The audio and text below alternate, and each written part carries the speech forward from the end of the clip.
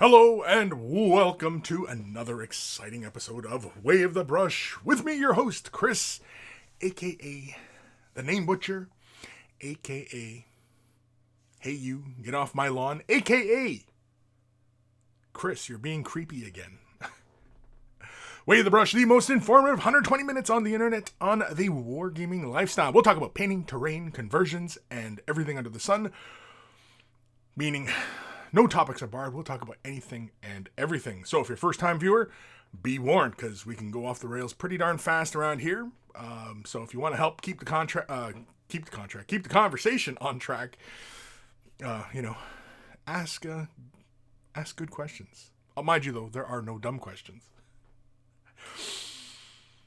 And of course, if you are watching this after the fact, and you're watching this after it's been live and what have you, you can always ask your questions to Kris at wavethebrush.com. It's in the description below, as well as a link to wavethebrush.com. Central hub of all this silliness has links for the social medias as well as Discord. Join us on Discord. It's a lot of fun. We keep the conversations rolling there 24/7, so join us there. And of course, wavethebrush.com also has links for t-shirts. Want to get yourself a t-shirt? Look like a connoisseur of all that is good and holy in this world. They're wearing a Wave the Brush t-shirt. And of course, if you've purchased yourself a shirt, send a picture of yourself in your shirt and I will add it to the Monkey Shrine because, it's nice to put a name to the face and a face to the name. WaveTheBrush.com also has links for Patreon support. Want to help the cause, help the channel. I'm independent these days. This is, if you want to keep the videos rolling, because I'm doing fresh tips. I do just getting projects done. I've also been doing odds and end type videos that like showcase and opinion type videos. And I mean, I post, what am I posting these days? I'm posting like 4 or 5 times a week, which, is not bad, considering that I'm a one-man show in my basement. And, again, supporting the channel helps out a great deal, and because there are many things to upkeep. The site being one of them. Anywho, so if you're not able to support monetarily, a big thank you to my patrons who currently do support me, because without them I wouldn't have made it this far. So if you want to help the channel grow, become bigger, better, and more informative and entertaining, Patreon support is how it's going to happen. And if you're not able to support monetarily, you can still help me out a great deal by liking, commenting, thumbing up the video, sharing, following, and all that social media stuff. I know you gotta throw that in there because people forget. I don't know, for some strange reason, but I know you guys, the loyal monkeys, will remember. And some of you guys might be tuning in for the first time, and so that's how you can help me out. If you're not able to, kick $1 my way, or $2, or whatever it is you want to contribute, just clicking a couple buttons, and you're helping me out a great deal. Also, a big thank you to Carl, a.k.a. Geimir Alfer, a.k.a. Beer and Blood Bowl. That's his YouTube channel. Check him out if you love yourself some beer and you love yourself some Blood Bowl. Beer and Blood Bowl is where it's at. I always say thank you to Carl for taking the time out of his busy day to create the email jingle that plays before the email segments of the show. And so always much love to Carl. And of course, a big thank you to my baby brother, Evan, for creating the intro and outro music that plays for this show. And, it's only recently that I've started, actually including him in my intro spiel because, I don't know, I'm a bad brother, I guess. And for all these years, I've forgotten to, throw him in there. I mean, his name's in the credits and everything like that, but, it doesn't hurt just to say thank you all the time. Always give thanks for, to show your appreciation to your loved ones for, helping you out. And, he didn't have to, but out of the kindness of his heart, considering that I'm a jerk and he's a really great guy, he didn't have to, but he did because he's my baby brother. And he says he loves me, but I don't know.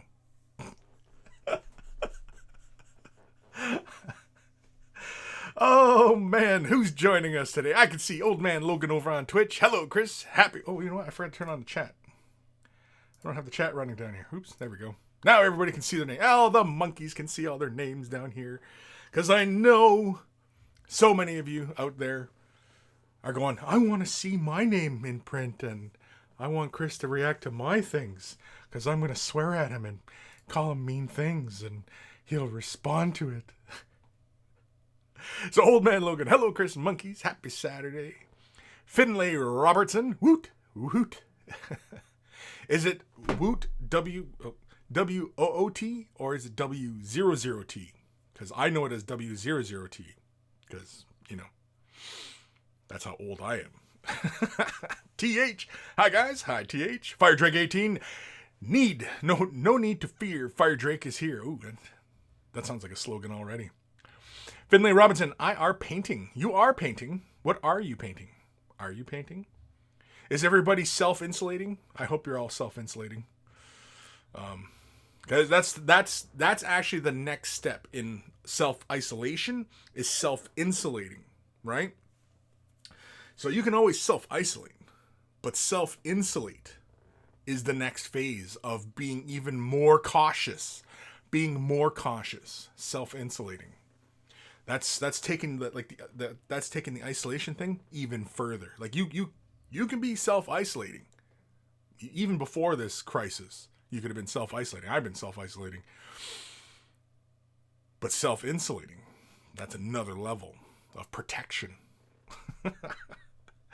Raziel, heyo. It sounds like the Carson show. Heyo. What's his name? Ed McMahon? Some of you were like, what? Mark Hill, hey. Ariel Sazinski. I'm sure I'm saying that wrong, but it's like Bazinski, but Sazinski? Is it more of a Z sound? Anyway, hi Kris, hi everyone. Sir Peanut Butter, morning Kris and peeps. Morning, Sir Peanut Butter. Raziel, must make coffee. Must. Sounds like you're typing that out like William Shatner. You went to the William Shatner Academy of Acting.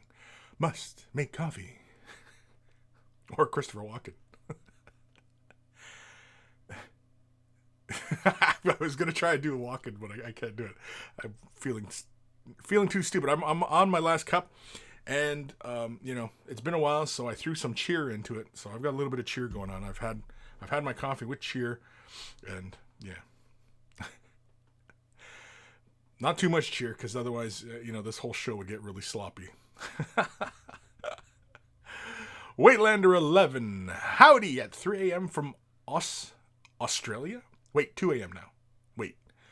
And it is already, Sunday for you? So you're in the future. What does the rest of the day look like? Because you're in the future, right? So as far as I'm concerned, you're in the future, man. And what's going to happen today? What is going to happen today? Do you know what's going to happen today?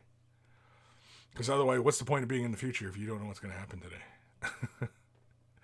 Mark Hill, I can't do any. I'm a key worker, so I'm still at work. Oh, really? Well, hey, you gotta get, yeah. It sounds a little, cliche, but I mean, the front line, man, we need you there, right? Need you there.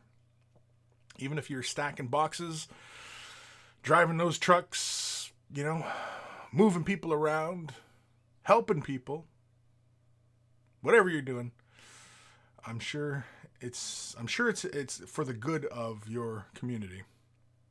Hopefully. I shouldn't say I'm sure, because you could be selling toilet paper on the roadside or something. Price gouging people. Anyway. I know, what an awful sentiment, eh? Anyway, Finley Robinson, I'm trying to get Deep Root Strong Branch done to go with my halflings. Cool. Sir Peanut Butter, been social distancing for 27 years. Yeah, I've been about the same as well. Yeah. I was just thinking last night, actually, as I was dozing off into my nightly slumber. It's been a while since I've had anybody on the show, like, co-hosting, as it were. And I was chatting with Quirk last week, because we got on the subject of Quirk somehow, and I messaged him. Yeah, it was during the show. I messaged him, and I was thinking, what? Maybe I should invite Quirk in for a visit. Let him come into the lair. I don't know if he's been in the lair. I know he's been over to my house once or twice. I know, shocking, right? Scary thought. But yeah, I don't let just anybody in my house. I'm very particular who who I let know where I live and how I live and why I live. Anyway. Aaron Seach, howdy Kris and fellow monkey, happy Saturday. What's everyone working on? Me, Relic Blade, Pigs and Bones and Darkness. Yeah, I've been meaning to get more of my Relic Blade done. I think I was working on the getting projects done yesterday. I was working on the Lord of Plagues, this guy. And I was mentioning at the end of that video that, you know, what's an idea for, you know, what I should work on next. And I'm actually thinking about, I'm probably going to redo this guy, but he's from Relic Blade.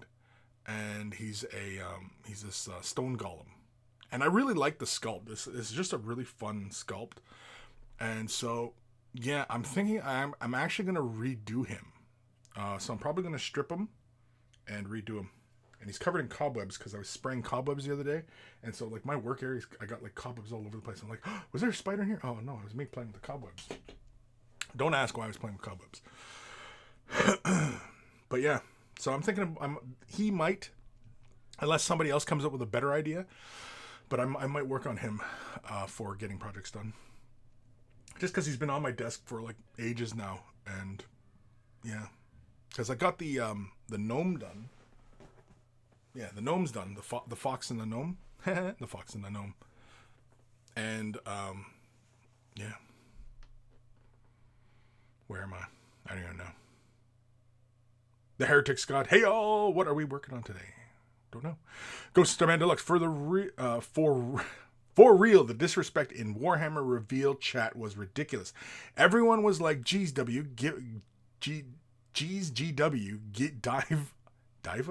dive us more things. Seriously entitled.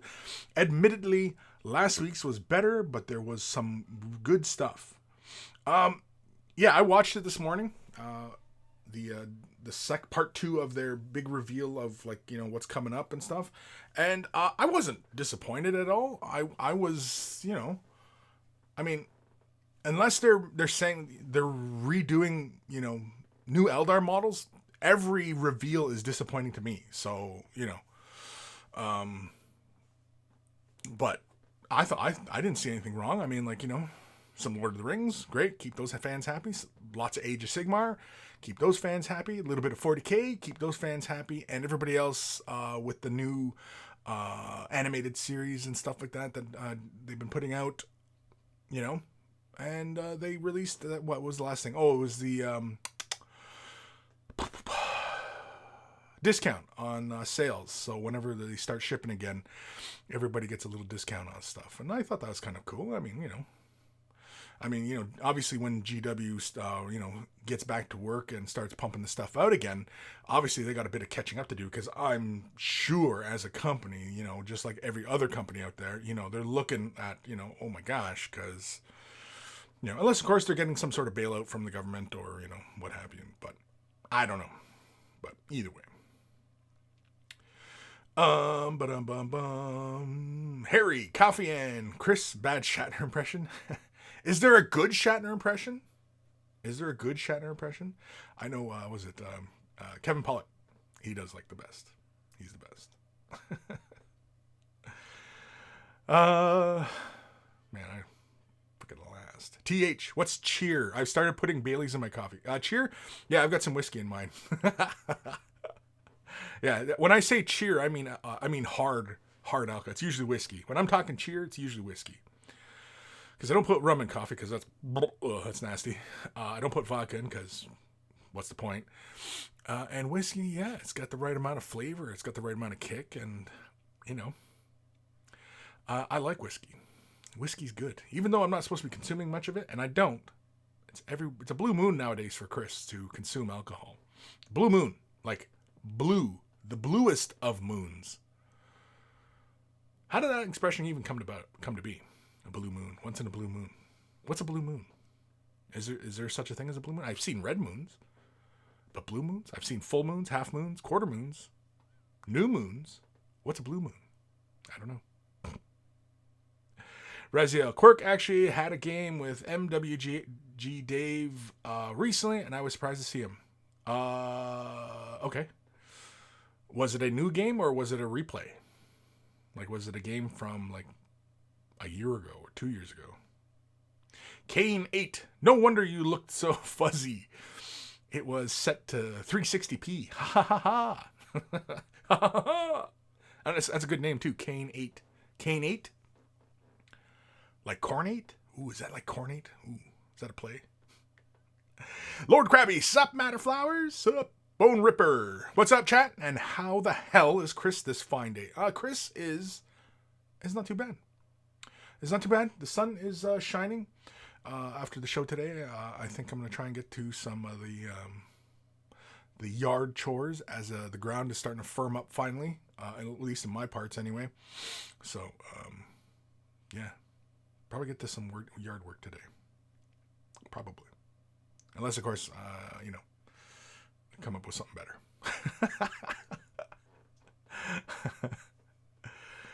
Unless I can figure out somewhere where I can hide.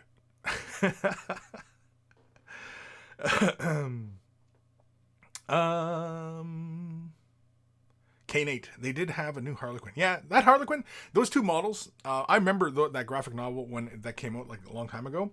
I was kind of surprised that, they dipped way back into the nostalgia pool for that one.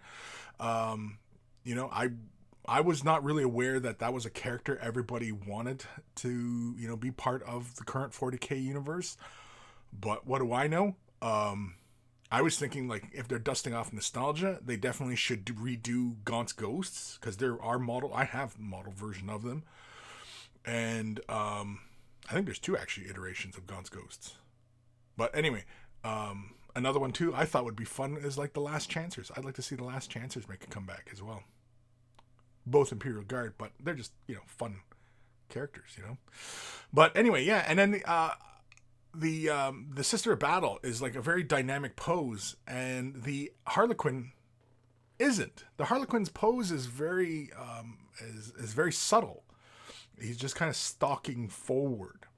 You know what I mean? And I don't know. I'm not familiar with their stories, so I don't know if that for a Harlequin that's, I mean, the sculpts for Harlequins are dancing all over the place, and and I don't know whatever that all is, but you know what I mean? Like, they're very dynamic poses as far as the model is concerned, and then for a Harlequin, this model is not very dynamic. It's actually very static, and I don't know, but I wasn't particularly fired up about it. I mean,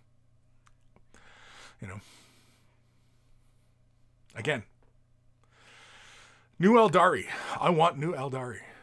Redo the range, for God's sakes. I don't know how many times I got to say it. Redo the range, for God's sakes. Fire Drake 18. Kris mentioned Kingdom of Death 2 weeks ago, and I watched the whole Beast War campaign. I got the itch, but it's too expensive. It is a pretty costly box. Yeah, because it's like, what, $300 for the box? But I mean, the new Necromunda is damn near that, so,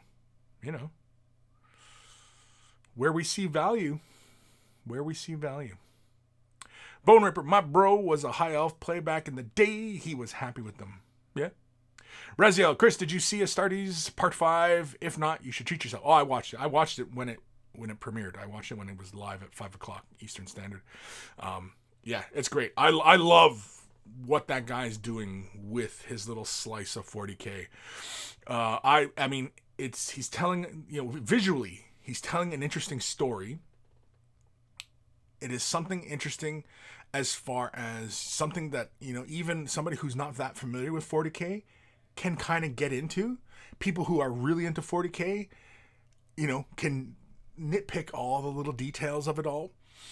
And I think it offers something for a wide range. And I really just like the pacing of it. And, it feels more like the first few minutes of a much bigger story where we'll get into the characters and, but I mean, I have no idea. Or maybe he's just making small vignettes and, it's just little slices of 40K and, but I like that his visual style, he's going about the medium in the correct way. I've talked about this in the past where, good storytelling is, as far as, a visual medium is concerned, is show, don't tell. Things, in movies and such, when they have a lot of exposition, that's kind of lazy. You know what I mean? show those things and allow the viewer to bring forth their own ideas of what those elements are, as far as the character's concerned, about what's going on with the universe, you know what I mean? All these things. Because the imagination is far more powerful than what you can just simply write down and say, well, and, you know, between these times, you know, our characters were doing this. And that's, okay, great. You know what I mean? Like, that's boring. Show us what was happening. Just a quick little segment of, you know, what was going on between things. And, you know what I mean? And it's again, it's the visual medium, and it's show, don't tell, right? That's the school of thought as far as, you know, movies and TV are concerned, as far as, you know, how I understand things. But yeah, I enjoyed it. The Starties, oh yeah, I'm looking forward to more. And yeah, it's impressive that it's just one dude working on that. James Serpio. Hey, Kris and gang, hope everyone is staying healthy and physically distanced and insulated. Jan Viggo Newberg Johansson. Oof, man, that's a mouthful. Halloween? Is that Halloween? Okay, Halloween. I'm going to assume that's hello. Oh, can't see that hand. Hello. It's my right hand anyway. TH, I was disappointed that we didn't get a new Blood Bowl team. I want Chaos Dwarves sometime in my lifetime. Yeah, definitely. I mean, you know, there's so many things. They've got to pace it out. I mean, this level of release from Games Workshop, you know, is unprecedented. I mean, in the entire time that I have been in, you know, following Games Workshop and, you know, in this hobby, like in the last 10 years, is it even 10 years? 5 years? 6 years? This release schedule of just constantly pumping out. It seems like every month there's new things coming out. You know, that was rare. Before, we used to get like every 6 months we'd get a release for 40K. You know what I mean? Like a codex every like 6 months. It's a long time to wait. Now, every other month. And yet people still complain. But, you know, whatever. Ghost of Starman Deluxe. It's a good day to be alive. I finally found the bit of noise marine I spent half of yesterday's show looking for. Praise Slanesh. Just don't tell him I'm normally a Nurgle supporter. Well, the Nurgle and Slanesh aren't opposing gods. It's Nurgle and Tzeentch. Nurgle and Tzeentch are opposing gods. So if you were, you know, painting up Tzeentch, but you're a supporter of Nurgle, then there's problems. It's like when mommy and daddy get a divorce, and daddy has a new girlfriend, and mommy has a new boyfriend. I don't know where I was going with any of that, but anyway. I'm sure some of you have been there, so. Oh, man. Kane 8, they need to redo the Redeemer model for Necromunda. The Redeemer model? What's the Redeemer model? You mean the guy for the Redemptionists? Is that what you're talking about? Reziel, it's really lame that if you do yard work like mowing, edging, leaf blowing, I cannot paint until the next day. It ruins my fine muscle control in my hands.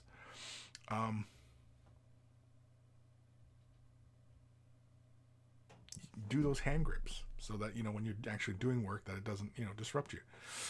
Mind you, though, I mean, like, I found that in the odd times that I did do any kind of working out, you know, being physical, whatever, yeah, I had a hard time sitting down and trying to, you know, be steady because your muscles are all kind of, you know, twitched out. So, yeah, I understand. But, you know, the other side of me is like, don't be a bitch. Coconut Man, hello, Kris and Monkeys. I'm delighted to catch the show live today. I hope everyone is keeping well during this time. I hope so, too. Sincerely, I hope everybody is doing well. It's not an easy time, especially the fact that, you know, so many of us, you know, don't know, you know, what's going to happen. And like, we're still in the beginning. Well, at least in North America, we're still in the early onset of this crisis. We're not even, I don't even think we're at the halfway point of expectations of You know what I mean? Like, I think once the new cases start to drop off, I think that's when we're halfway through this, you know? Possibly. But yeah. And the fact that, you know, the whole testing thing and, you know, yeah. But it's crazy freaking days we live in, people. It is crazy days. Nathaniel, greetings, Kris and fellow Monkey. Greetings. Drukari Ferrari, there he is. Do you think the GW release schedule is sustainable? Well, if there was strictly one-offs, like the little box set releases, which I think is probably the way they're going. So, for example, like the last one being the Eldar and Dark Eldar one, right? As a big kind of release, and also throwing in old kits, so, you know, enticing people to buy those kits, and of course get rid of, you know, older stock. I mean, of course, those are all business decisions, right? And so, is it sustainable? Sure, because realistically, I think the process in which they can pump out a miniature now, because it looks like everything is digital, you know, it's probably not, their turnaround for creating miniatures is probably not as long. Whereas before, when they were still doing greens, you know, and everything had to be hand sculpted and then sent off to get masters made and then, you know, make molds and then start production runs, you know what I mean? Whereas once the digital is done, it can go get approved. Oh, no, make this change, boom. And anyway, and there's certain elements within the digital sculpting that I'm sure is copy and paste. I'm sure they're not sculpting every damn skull. Right? They have one skull, bang, bum, bum, bum, copy and paste, you know? Space Marine armor, okay, well, we have a Space Marine, give him a new pose, you know, throw some skulls on him, and throw his chapter icon, and bang, we got another box set, boom, rush it out the door. You know what I mean? Like, that almost sounds like the kind of work you could get done in an afternoon as far as, you know, having a few artists around, and, right? And, you know, so is it sustainable? Sure. Realistically, you know, there's so much that they can do, and I'm sure there's a bunch of projects that are on their back burner that, you know, it'll keep them going for a long time.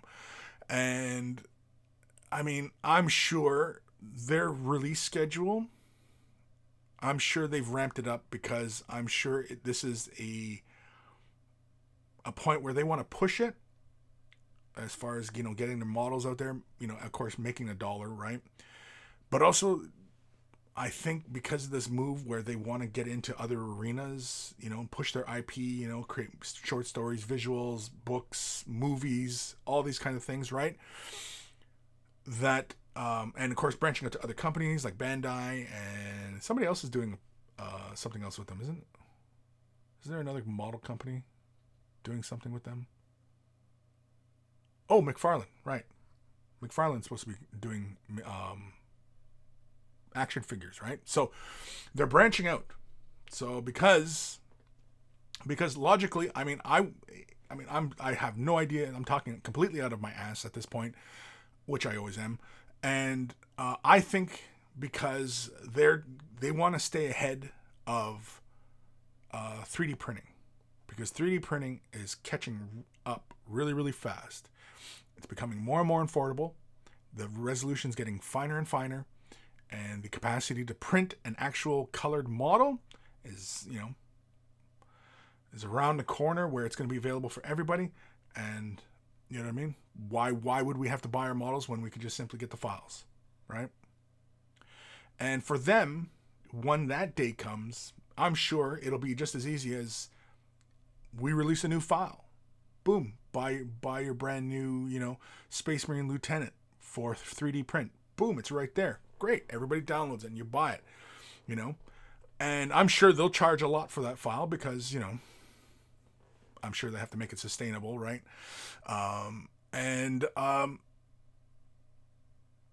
Because they do it with the PDFs, like to buy the physical copy of a codex.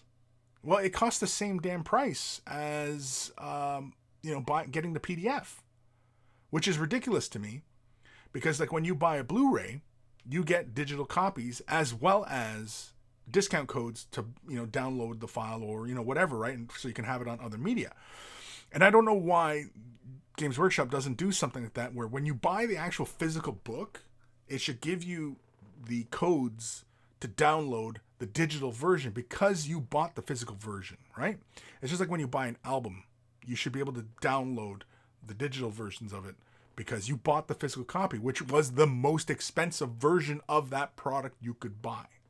You know what I mean? So it doesn't make a lot of sense. And so that's really what they should be doing to make that all the more economical for people and entice people to actually buy the physical codex. Because I'm sure these days physical codex sales are not that high. I mean, I'm talking out of my ass, so who knows? Kane. It was funny when they showed the trailer for the Blood Angel cinematic. Everyone in the chat was flipping out. It's going to be BFG, and then they were crushed. I would love to see BFG in the future. I would like to see BFG in the future as well. I would like to see them just redo it. You know what I mean? And just give us an updated version. Kind of like Necromunda, where they give us kind of an updated thing where things were kind of clunky before, but get a more streamlined approach now. I would like to see something like that and, round out the experience of 40K, right? I mean, give us this smaller scales for those that want to, have bigger epic type of battles going on. Give us the skirmish size, right? Give us, the tiny skirmish size, right? Just the unit on unit type of combat, and give us the galactic interplanetary battles. I don't know why, but I don't know. Maybe they are. Maybe they're working on it. And I would love, if the entire range for Battlefield Gothic was plastics, because it was a pain in the ass. And I would like to see, and even in that game, I'd like to see a scale change as well. I'd like to see a scale change. Slightly bigger models. Slightly bigger. Give us new flight stands. They don't have to be the old flight stands. In fact, like Aeronautica, right? Give us a stand like Aeronautica. Hell! They could even just give us the stands from Aeronautica, put BFG models on them, plastic BFG models on them, have it play within a hex system. I'd be fine with that, especially if the board looked like a tactical display. That would be cool, right? So, all these possibilities. But yeah, definitely BFG. I would love to see BFG get redone. And I'd like to see larger, more detailed plastic spaceships of all the factions. Which I'm sure they totally can do. I'm sure if they put a team together today, you could probably get something before Christmas. I'm sure. Where am I? Raziel. Yeah, Kris, I don't know if it's working my muscles and tendons, or if it's also the sustained vibration in the yard tools. But yeah, my fingers twitch if I try to use fine control after that. Yeah, exactly. I mean, the lawnmower. Yeah, using the lawnmower and that vibration in your hands. And yeah, if you try to immediately go sit down and try and paint, yeah, your brush will feel funny in your hands. And yeah, I get it. Fire Drake 18, episode 291. Don't be a bitch. Words to live by. Yeah, I don't know if I can have that as a title. I don't know if I could have bitch in the title. I don't think I can. It would have to be B and then, whatever's. Reziel, but I'll certainly try to be less of a bitch. I've got nothing to say, guys. It's just kind of funny. I mean, I just threw that out there just to be an asshole, but, yeah. Kane 8. I think the sustainability has a lot more to do with the market being able to pay for all this stuff that they're pushing out. I have to skip a lot of what I want because they're just putting out too much at once. Sure. But I'm in the same boat as you, Kane. I mean, there's a lot of stuff that they're putting out there, and not everything appeals to me, but it's about the mass appeal. Having everything for everybody, right? Little Lord of the Rings, little Necromunda, little 40K, little Age of Sigmar, little this, little that, Warcry. But you know what I mean? Just putting out nuggets here and there just to keep everybody, everybody who enjoys it. Because not everybody likes 40K. Not everybody likes Age of Sigmar. Not everybody likes all the other things, right? And then, of course, the books and, stuff like that. And so, yeah. No, I think, a lot of it, and I think that's why they've really kind of loosened up on the whole IP aspect of things. Not loosened up, that's the wrong word, but where they're allowing licensees to do things with their IP. That's what I think, because they know that in the next 10 years that they have to switch gears. They're gonna have to switch gears. I'm guessing 10 years, but I said that like 5 years ago, so it keeps going 10 years. It was 10 years 10 years ago, but it's still 10 years. Where's those sausages? 5 minutes, Turkish. Anyway, love that movie. Drew Kari for Ferrari. I would love GW to switch to digital rules. It would be way easier to amalgamate the rules. Yeah, definitely.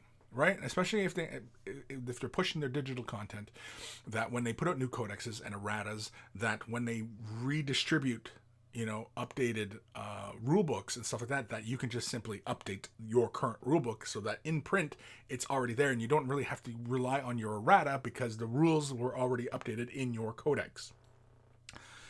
Kind of living codex, as it were. But if you bought the physical book, because it's got all the nice glossy pictures and, maybe there's other elements within a physical codex that wouldn't be in, the PDF. I don't know. Or you just have it exactly the same. It's just a physical copy. Because personally, I like having a physical copy of things. I personally will still buy codexes. And it's for the same reason I still buy books. Because I like actual physical books. Does that mean I'm old-fashioned and what have you? I don't know, but there's something just tangible about having that physical object in your hand and being able to flip through it. It's a comfort thing, I think. But yeah, I could just as easily have it on my device, and this is me. This is how I use my phone, actually. Clip clop, clip clop. Anyway. But yeah, I would like to switch them to digital. I think if they have like a digital team, like I don't understand why when the erratas come out, unless of course I'm wrong. I don't know. Maybe anybody who does, buy the digital products, when they put out the errata, do they update the actual physical book? Is there a mechanism, I guess, in place that if you buy the codex online or through buy the PDF, or what's the other one?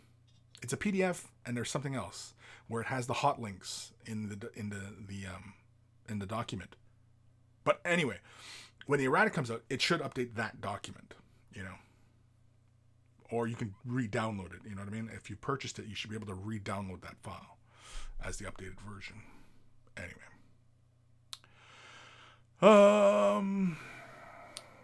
Fire Jerk 18. GW has always been greedy with bad business model. Greedy. Any business is greedy. Bad business model.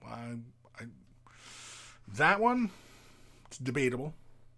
They've succeeded, and since the resurgence of switching gears, being part of the community again, and releasing basically a new game, Age of Sigmar, right? They've dominated. And when they were withdrawn and becoming quite stagnant before the big switch, companies like Privateer Press were booming, and and you see companies like, because Privateer Press was kind of like second to Games Workshop in regards of being seen in the public and being in the community. Now, it's tough times for Privateer Press, and they've made a lot of cutbacks and things like that, and so there's a lot of not a lot of good news for Privateer Press, because Games Workshop has just been dominating the market. And I'm sure Games Workshop would like to see themselves as the Disney of the market, but I don't know if you really want to do that, because when you have the monopoly, it's innovation stagnates, and eventually you just die. If you're just the only thing, because then, people just go, I'm tired of this. And this isn't something vital. Like having the monopoly on, on life-saving products, on the masks, right? Having the monopoly on the masks, sure, you can dictate whatever you want. And as shitty a position as that would be for a company to do, they can do it, right? If there's a monopoly, right? It's like telecommunications is another one here in Canada. Fucking Bell had, the monopoly on that for a long time. which stagnated the market and, high prices. And it's just, you know what I mean? And it was just crappy and people were really dissatisfied with the service. Still had to pay for it, but you know what I mean? And, miniatures, wargaming is unnecessary. This is a luxury. And any complaint out of a person in any fashion or regard as far as, well, Games Workshop should be doing this, or, I can't get this, or this costs too much. This is a fucking luxury.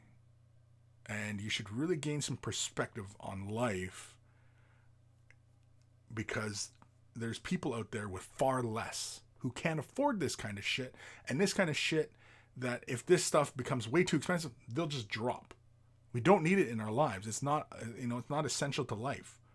You'll find another hobby. You can easily go find another fucking hobby. So, realistically, having a monopoly in this luxury field is not good. Having alternatives and everybody vying for, position is far more advantageous. Yeah. But anyway.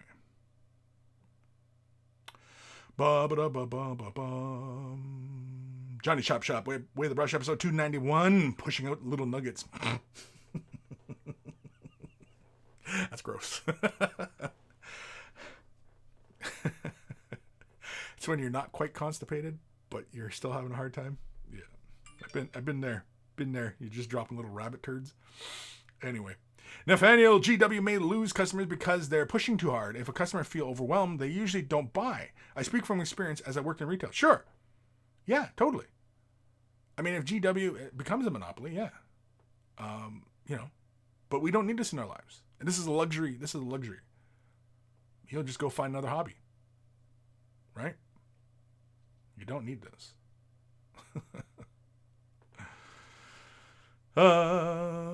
Stinky Diver, there he is. I walk in on Kris talking about Monopoly. We must be really running low on tabletop stuff to play. No? I'm not talking about Monopoly the board game. I'm talking about actual monopolies. GW being a monopoly. Which they're not there yet. And I would caution against it. I would caution them against it. Again, just because, it's, again, like I said, it stagnates innovation and people become dissatisfied, and, it's like movies, right? It's like movies. Everybody getting all up in arms about, like Disney, because Disney's a monopoly now. They're pretty much a monopoly. And Marvel movies, they all look the freaking same. I watched that Aladdin. Again, I'm going to go on Aladdin again. That looked like a goddamn a Marvel movie. And it was such crap.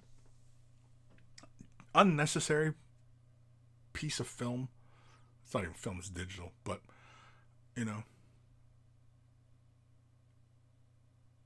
it was crap. And that's what's going to happen when you have a monopoly, is they'll just keep putting out tripe. Because they know that the sheep out there will just buy it up. And I've talked about this many times. Quit being sheep. Simple as that. It is really as simple as that. Make up your own mind about what you want. What do you really want? What are the things that you're really passionate about? So, and again, wargaming, you don't need this in your life. You don't. Painting, like painting miniatures, you don't need it. It's not,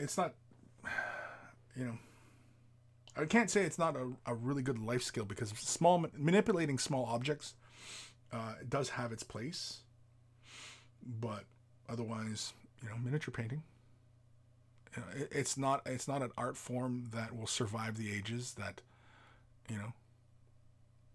it's not like, the statues in Greece.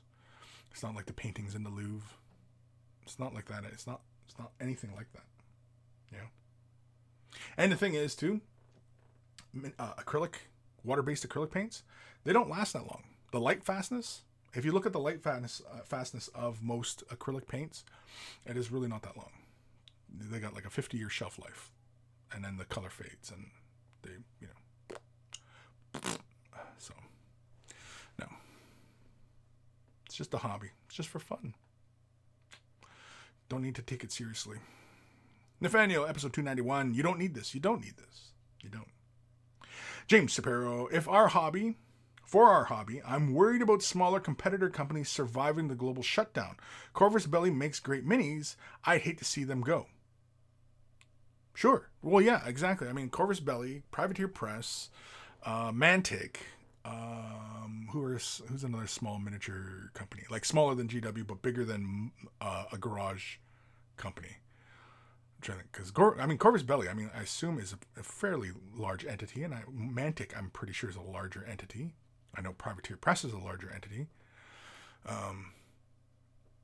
Who's another miniature company that's on that level?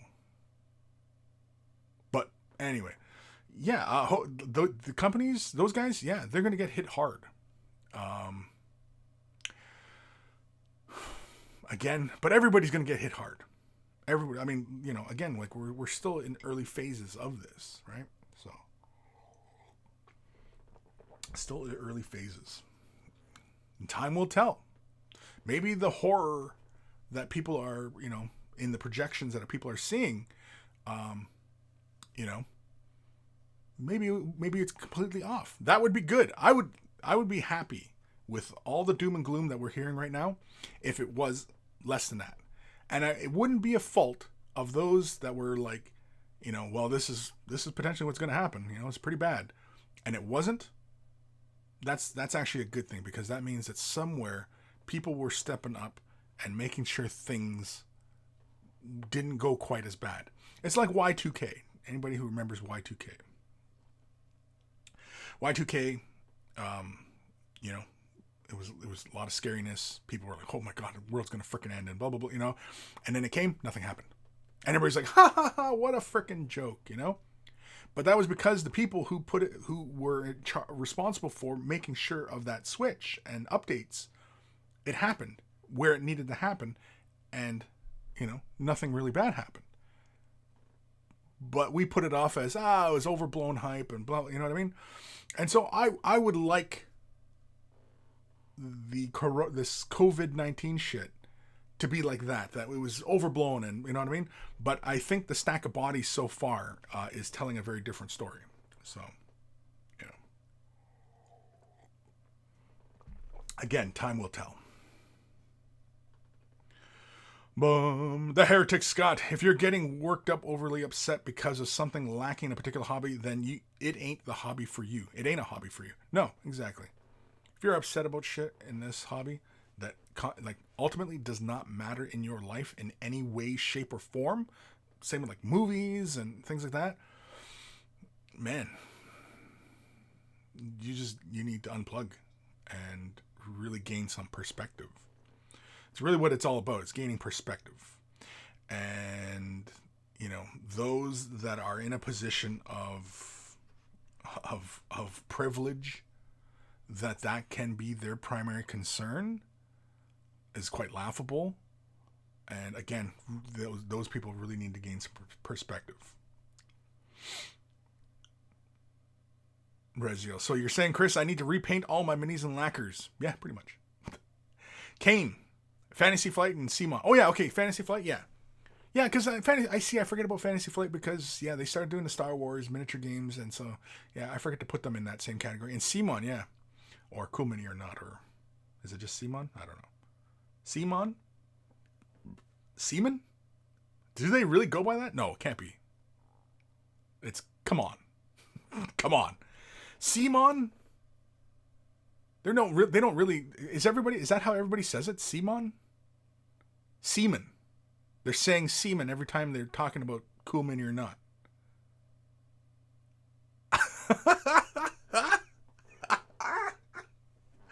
Oh shit! That's got to be an oversight. Nobody's really saying it. How are people saying that when they're talking about the abbreviated form of Cool Mini or not? They're not saying Simon, are they? Seaman?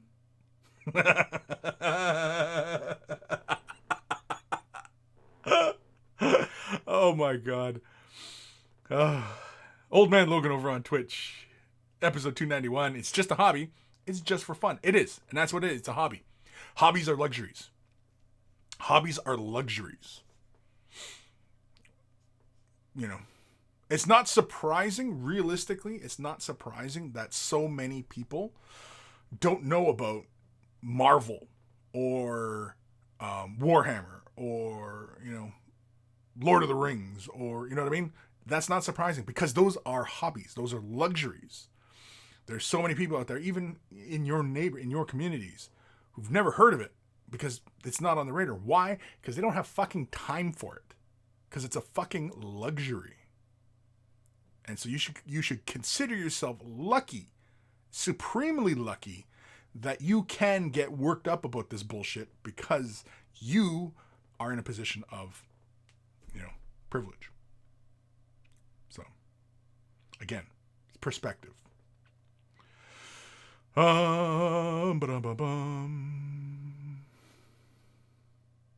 am I? Nathaniel. Oh boy, Y2K. I worked overtime for a month during that time. Yeah, you know. Reziel, how many monkeys you got, Monkey Lord? I could send one. I've only got a few. Oh no, I got 3 now. Somebody just sent me one. Daniel. Oh, Emerald Phoenix. Ooh. Yeah, we'll get to that. Yeah, I've only got a few. So, you know, I'm not overworked today. Aaron Seach, Cool Mini or Not is a small, big company. But the way they do not support their IP is going to ite them. It's going to ite them. Bad, especially during the shutdown. Great games and the minis, but they don't support their own IP. Yeah. Dave Dog, just interested with synthetic brushes used, say, for metallic paints. What? Just interested with synthetic brushes. When the hell are we talking about synthetic brushes? Or you're saying you're just interested with which... Oh, just interested which synthetic brushes you use, say, for metallic paints. Okay, well, oftentimes I do not use a lot of synthetic brushes. I do have a lot of synthetic brushes in my collection, in my arsenal. Not really collection because I'm not collecting them. They're in my arsenal because I use them. They're in the toolbox. Now, typically, when I use synthetic bristled brushes is when I'm using colors like Tamiya, which are often a alcohol-based acrylic paint. Any of the lacquer-based paints or enamel-based paints. I always say lacquer, but because I use lacquer and enamel interchangeably because they're often kind of interchangeable, but enamel-based paints. When I'm using enamel-based paints or alcohol-based paints, like there's Vallejo alcohol-based, there's Tamiya's, Mr. Color or Mr. Hobby, either one of those. I think they're pretty much the same company that makes those paints. But anyway, those are all alcohol-based colors. They're acrylics, but they're not like water-based acrylics, whereas Games Workshop, Privateer Press, Army Painter, Scale 75, they have, and Vallejo, they all have water-based acrylics, but Vallejo's a big paint company, and so they have like other paints as well. They've even produced oil paints, right? I've never really used Vallejo's oil paints though. But anyway, so I only ever use synthetic brushes in those instances because when I'm cleaning those paints, I like with the alcohol based, I'll use a bit of iso alcohol to rinse the brush off because it pulls the color right out immediately, and I'm not worried about damaging the hairs because alcohol will dry out the hairs. When I'm using enamels, I'll use a lacquer thinner, not quite an acetone base like nail polish. You could, but it'll end up just rotting or eating the bristles potentially. It all depends, I guess, what kind of bristles we're talking about, like what kind of synthetics. Now, like Taclon is a nylon, which I'm trying to remember what the chemical structure of nylon is. Whereas, because like, for example, like acetone won't eat particular plastics. So I'm not sure exactly when we're talking synthetics, what kind of plastic we're talking about, because there are varying difference in plastics, which, Oh, Humbrol. Yeah, thanks, George. Humbrol. Oh, George. It's been a while since I read that name. Yeah, Humbrol is another enamel-based paint. which is another great paint line. I've seen enamels, Humbrals, I've seen them used just like water-based acrylics. Buddy painted a commission for Matt. It was a Tyranid model, and he painted all in Humbrals, and he had wet blends on there, and I thought he used water-based acrylics and then sealed it because it kind of had a bit of a satin finish, but that was his own choice to do that. It's not like the paints, whatever. But anyway, he wet blended with the Humbrals, and I was like, wow, I've never really done that because I've never really played a lot with the enamel-based paints. I used to have a collection of enamel-based paints way back in the day before I knew not to mix enamels and alcohol-based and water-based paints, because I was a complete noob at the time, and, I didn't know about those things. And yeah, those lessons came at great cost. Not great cost, but yeah, it was great cost. Damn near lost. No, I'm just kidding. Anyway, so back to synthetic brushes.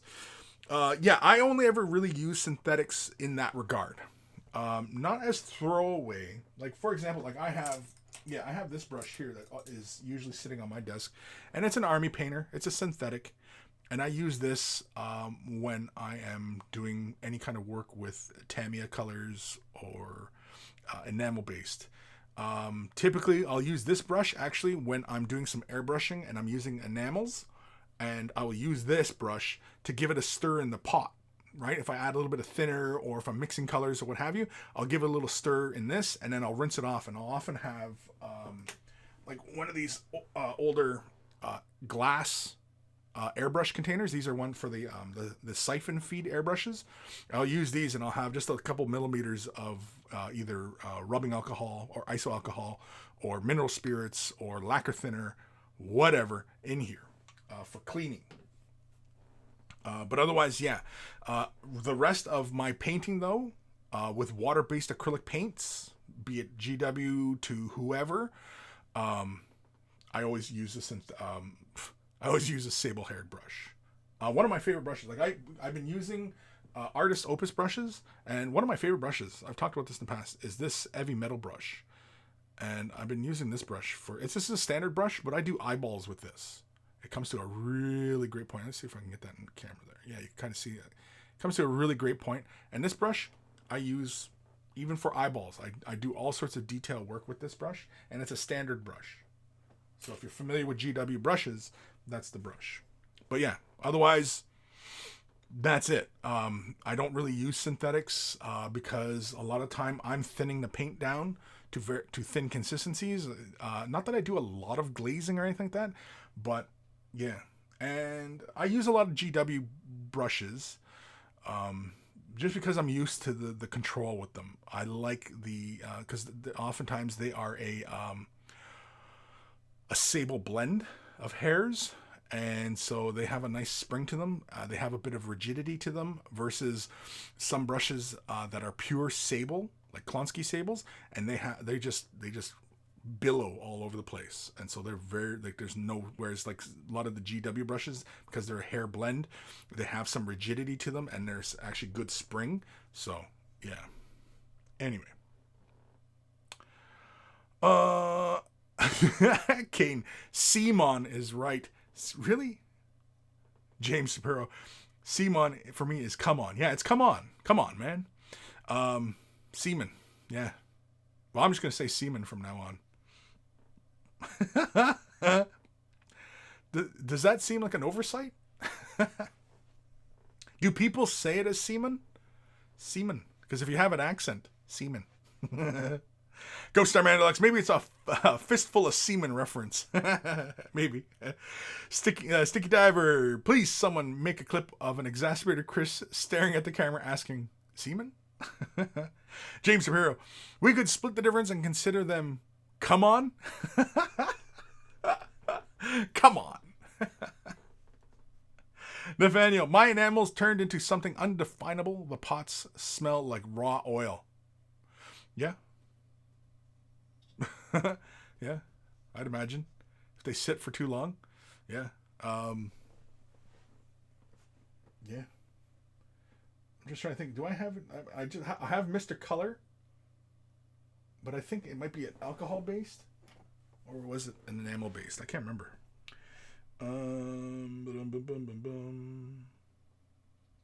It's alcohol based.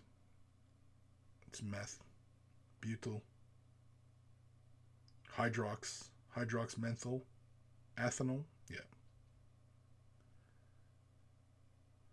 Yeah, the actual pigment is titanium oxide and silicon dioxide. And this is a pearlescent. Now, you guys can't really see on the camera, but let me see if I can kill a bit of the light. Yeah, you can see how there's a green pearlescence there.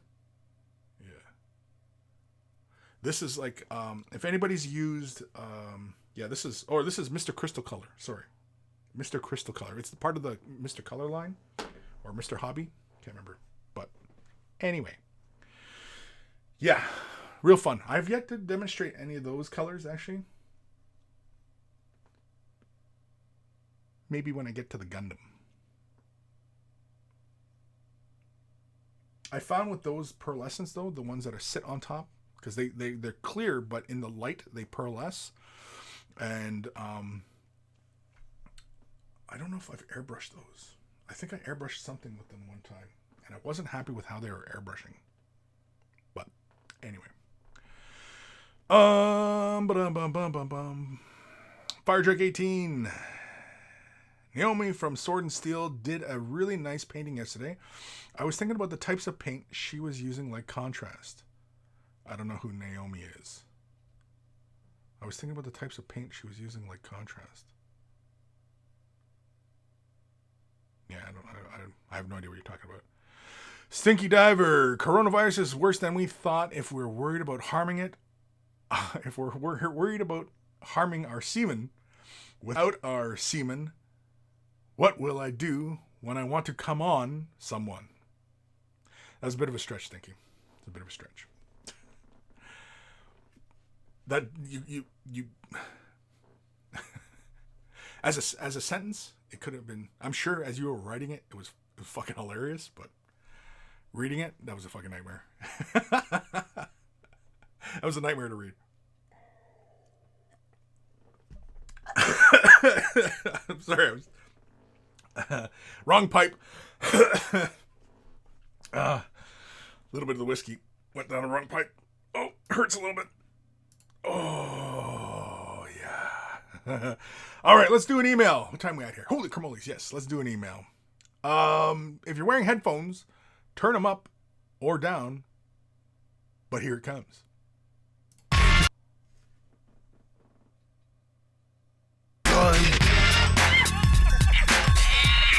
It's email time.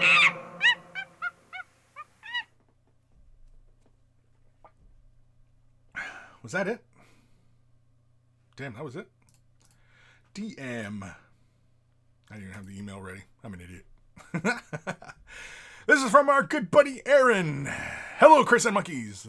The current state of my work area, I have no words other than organized chaos. Happy painting. Stay healthy. Aaron Seach, a.k.a. Seach and Destroy. And so here is his work area. And, of course, he's got the appropriate viewing material on as he's, getting some hobbying done. Ooh, he's got this little Babras Fenko. Nice. He's got the shelf of happiness going. He's got his assortment of paints ready to go. He's got tools. I mean, this looks like a good and proper hobby area. I don't see anything wrong with it. What's that blue can? Is that a beer? Or is that like an energy drink? If that's an energy drink, I don't know how you paint, dude. I don't know how you could paint if you had energy drinks sitting around being cracked out of your head. If it's a beer, good on you. If it's an energy drink, I don't know how you do it. But here's Aaron's work area. Very nice. Ooh, he's got all sorts of... Oh, you playing with the Cretex colors? Create colors or whatever the hell they're called? How are you finding them? I have not played with those colors myself. But yeah.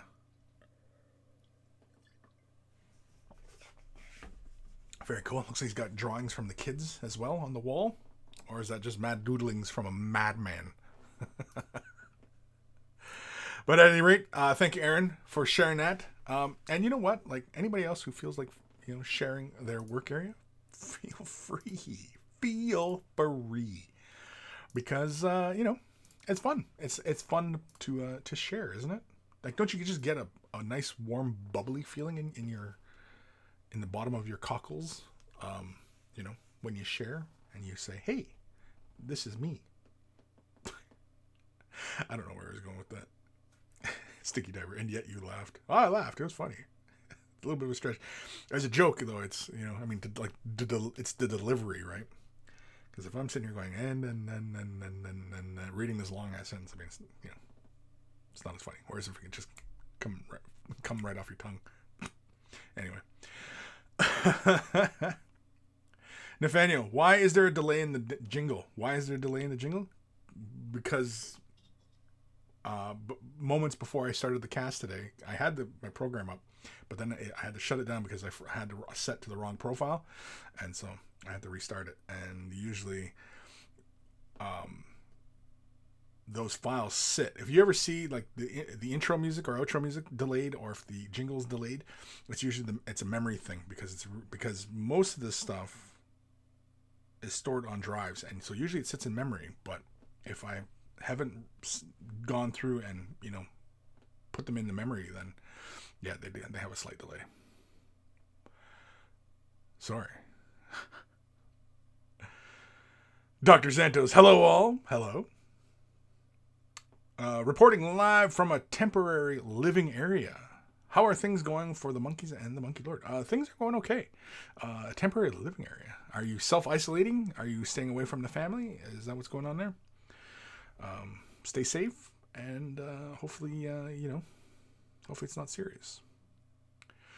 James Shapiro, Dr. Santos, hope all you're well and safe. Cheers. Aaron Seach, Cratex is pretty good. A little bit of flow improver with it, and then spray really good. I use them for my airbrush space art that I've been toying around with.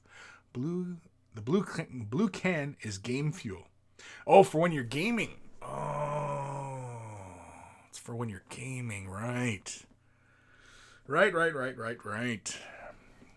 So you got you got the Doritos fingers and the Mountain Dew Code Red going, and you're just going up for a serious gaming session. Is that what it is? Oh man, it's been a long time since I've sat down and played some games. The only game I ever play once in a blue moon is World of Tanks on the Xbox, and yeah, and I'm just grinding through my tanks. I've got the last thing I'm working on right now is the light tanks for Germans. I have all the other classes. I have the mediums, the heavy, the tank destroyer, artillery, all level 10s. I've gone through the progressions, and so I'm working on the light tank, and I'm trying to get that. And I think I'm not too far from tier 9. I think I'm currently on tier 8. I think for the light tanks. Anyway. I'm sure people are like, who cares? Stinky Diver, the world is a temporary living area. Your acrylics will fade. The end is nigh. Jeez, that's fucking grim. Dr. Sanchez, I'm kind of isolating. Went to my parents for a time being for reasons somewhat related to the virus and other things. You on the run? Are you on the lam? Should we be calling you Mint Jelly because you're on the lam? Oh, Raziel, my game fuel is Sierra Nevada Pale Ale. Not familiar with that one. Sounds fun. I like a pale ale. I like them a little lighter. I mean, sometimes I gotta be in the mood for something, you know, a little thicker, something you can stand on. Like porridge, just drinking porridge. All right, let's do another email.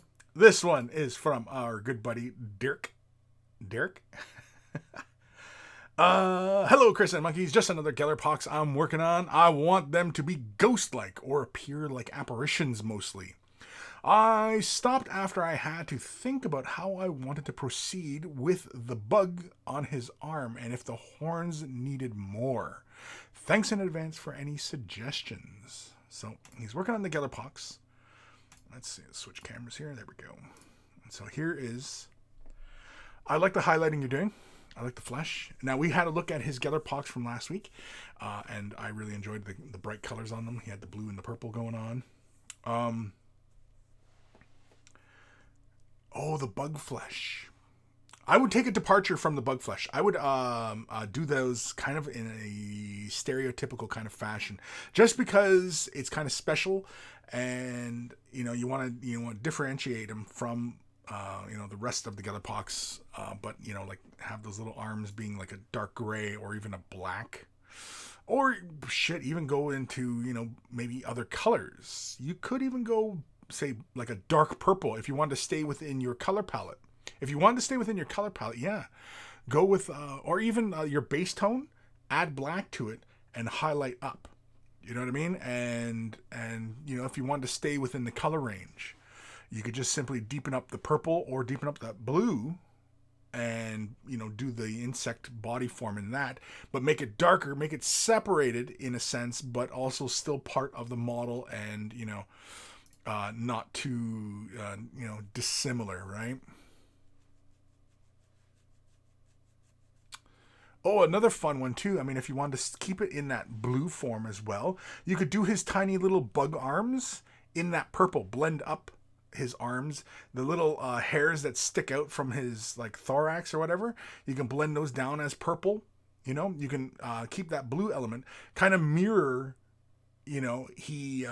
He's like the big form, but in fact he's his own form, and maybe he's morphing into another form, or you know what I mean? Like, imagine whatever kind of crazy ass thing you want to imagine here, really. But yeah, you could also do that.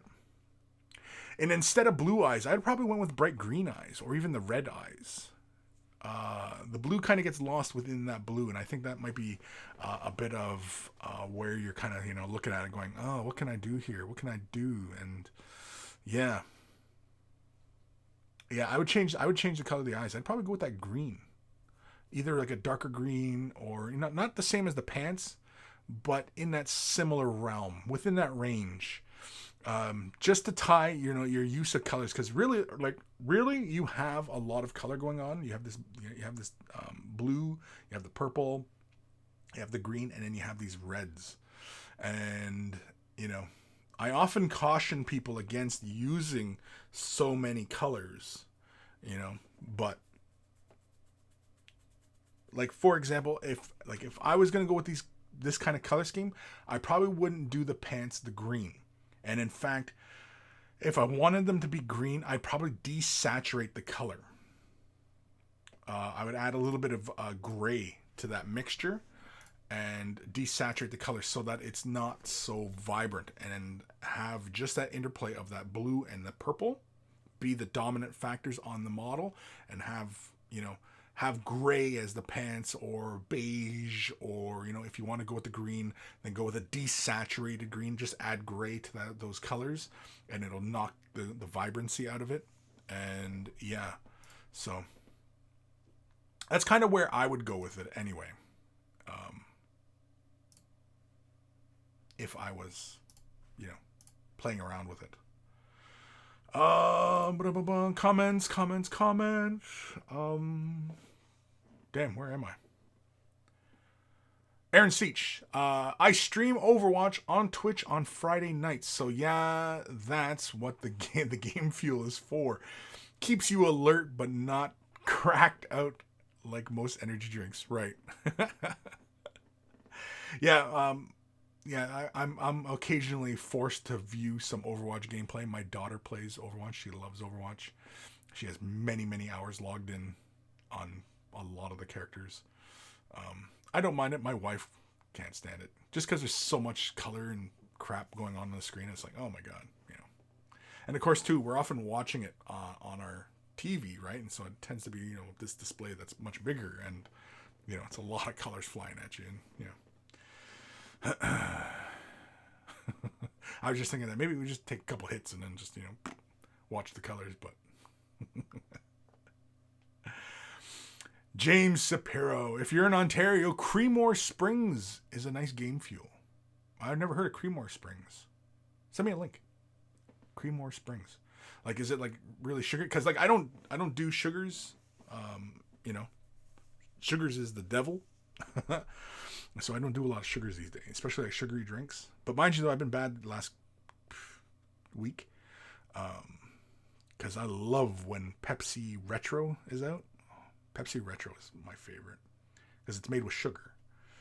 But it's so damn tasty because it just immediately reminds me of Pepsi from way back in the day. Anyway. Dr. Zentos, haven't painted much, but I do have a question. I'm painting the Glorial Summer Bloom as a dark elf drow, and I don't know what to paint the loincloths. Any ideas? Well, okay, hold on. I gotta familiarize myself with what this model looks like. Give me 2 seconds here. Oh, this character. Yeah, this model's really nice. Does she have a loincloth?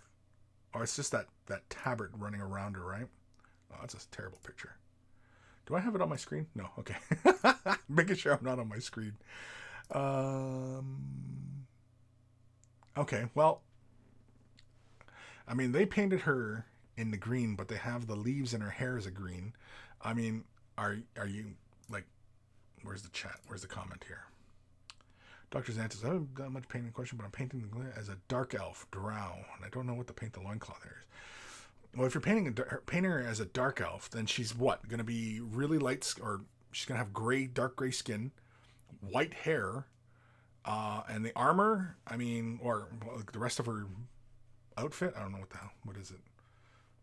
Yeah, it looks more like like a bodysuit with shin guards, slippers, and gloves. Now, if I was painting her so that it was predominantly white hair with dark gray skin, or no, drow are supposed to be black skinned, aren't they?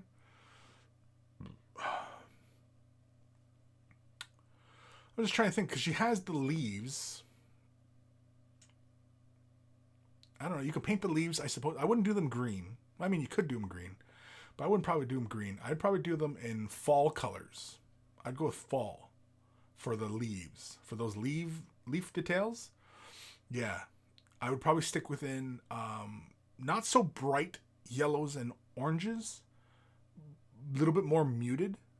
But I would probably go with and I do them in variation, or could do them in a gradient. So say going oranges out to yellows through her hair and through her, her rest of her body, or individually picking out the leaves, and going through and just having this fall motif. Especially if her hair is white and her skin is black, and the face, that core of black will definitely draw everything in, because everything about the sculpt is about drawing the eye in towards the center where her face is, right? Everything halos around her face. Her hair creates this massive frame, like the way, because basically the way her form is, you start out at her face immediately. You start at the face, but her hair brings her out, and then it brings you to the ball, brings you back in. You follow her leg, and you follow her cloths bring you back in towards her legs, but then the legs bring you back up towards to the body, right? It's kind of a figure eight. She's kind of a figure eight as you view your viewing experience of the model, especially at that particular angle, right? If you're looking at her.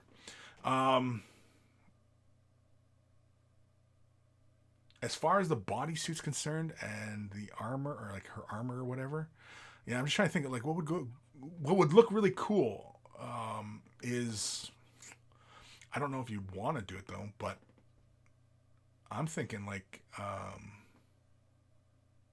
dark gray, or even a light gray, not dark gray, a mid-tone gray for the bodysuit, and for her gloves and shin guards and her slippers, and the loincloth for all the elements that typically are green on her.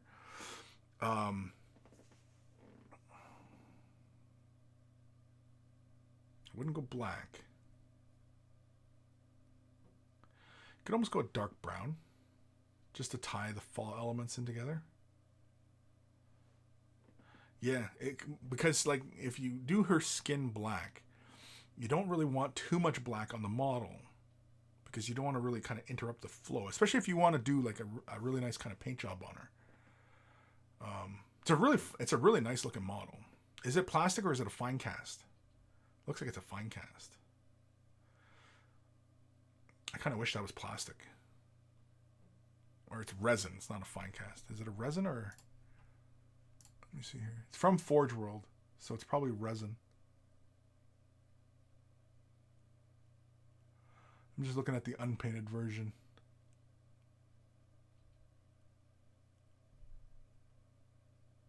Yeah, I would... Yeah, if you're doing her like a drow, then yeah, black skin, white hair. I'd probably go with a dark gray bodysuit. And the gloves and such.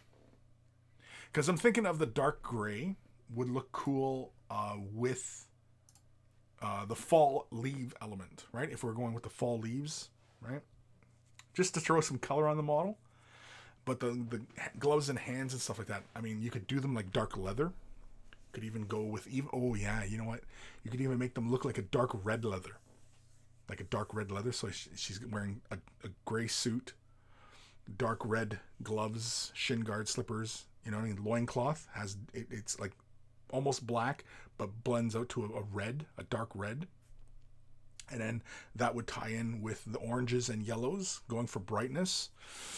You could have a consistent color grade running through her if you wanted, having darker reds going out to yellows towards the end, because the hair is white, right? And so, you know, if we're imagining we're doing her like drow. Anyway, so hopefully, Dr. Xantos, that kind of helps you out, gives you an idea. I don't know. But either way, whatever you do, send pictures. Where am I? Dr. Xantos, good idea. I'm going to keep running from the law until then. Mint Jelly. Dr. Xantos, a.k.a. Mint Jelly.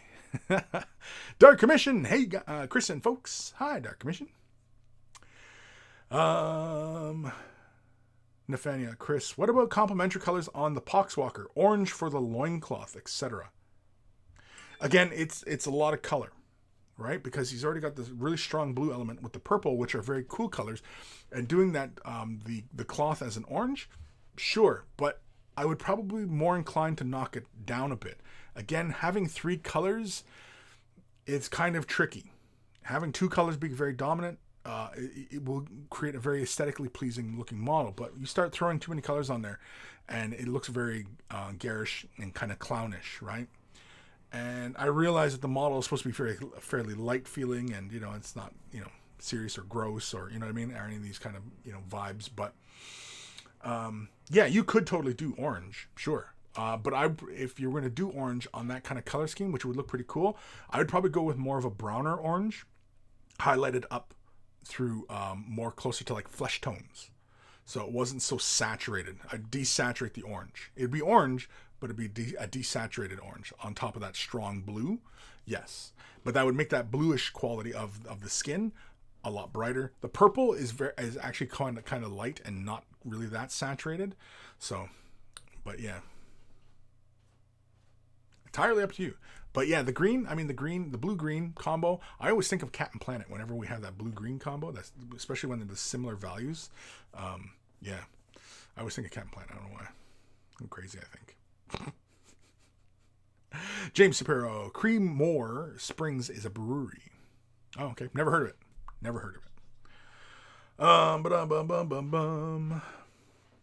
Boo Bear? Oh, did you go back upstairs? Oh, you want to do me a favor? What's that? Do you want to bring... No, not that.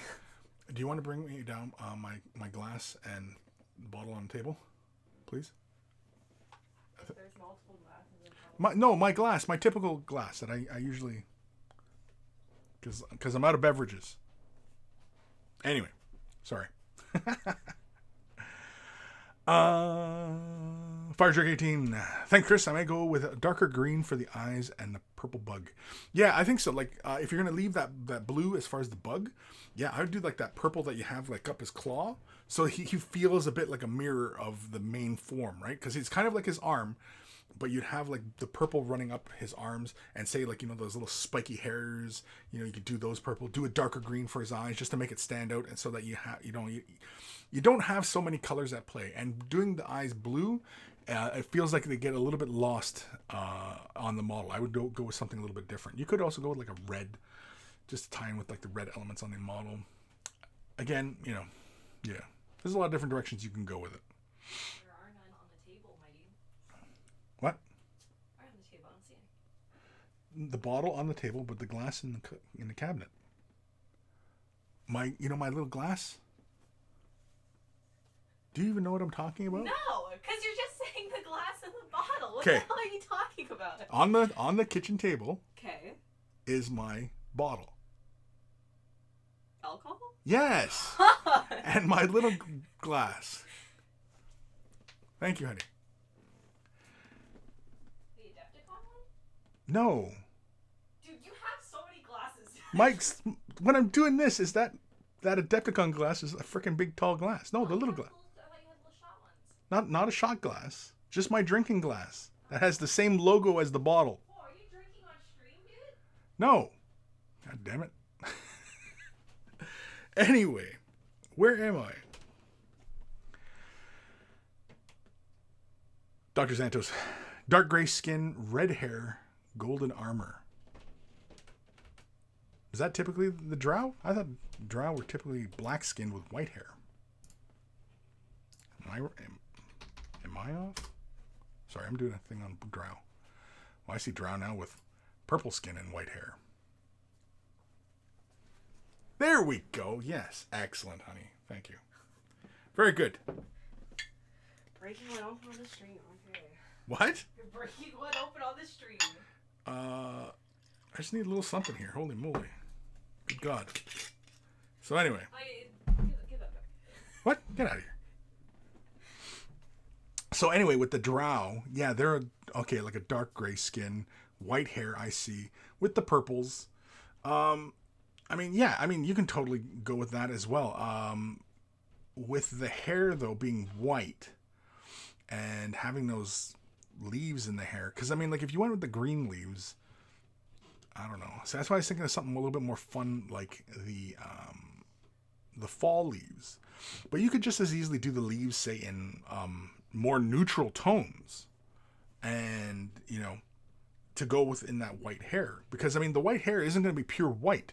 And in fact, the only white you're really going to apply in the hair is just at the very fine highlights. You're actually going to use darker grays, right, throughout the hair. And so, yeah. But, initially when you asked the question, I had no idea what color scheme you're going for. You just said drow, and it's paint the loincloths. Painting drow and painting loincloths, it could be any fucking color. It doesn't matter. But if you have a particular color scheme in mind, that might have helped in, me narrowing down some choices for you. So dark gray skin, red hair, and golden armor. Yeah, so with red hair, sure, do the leaves in green.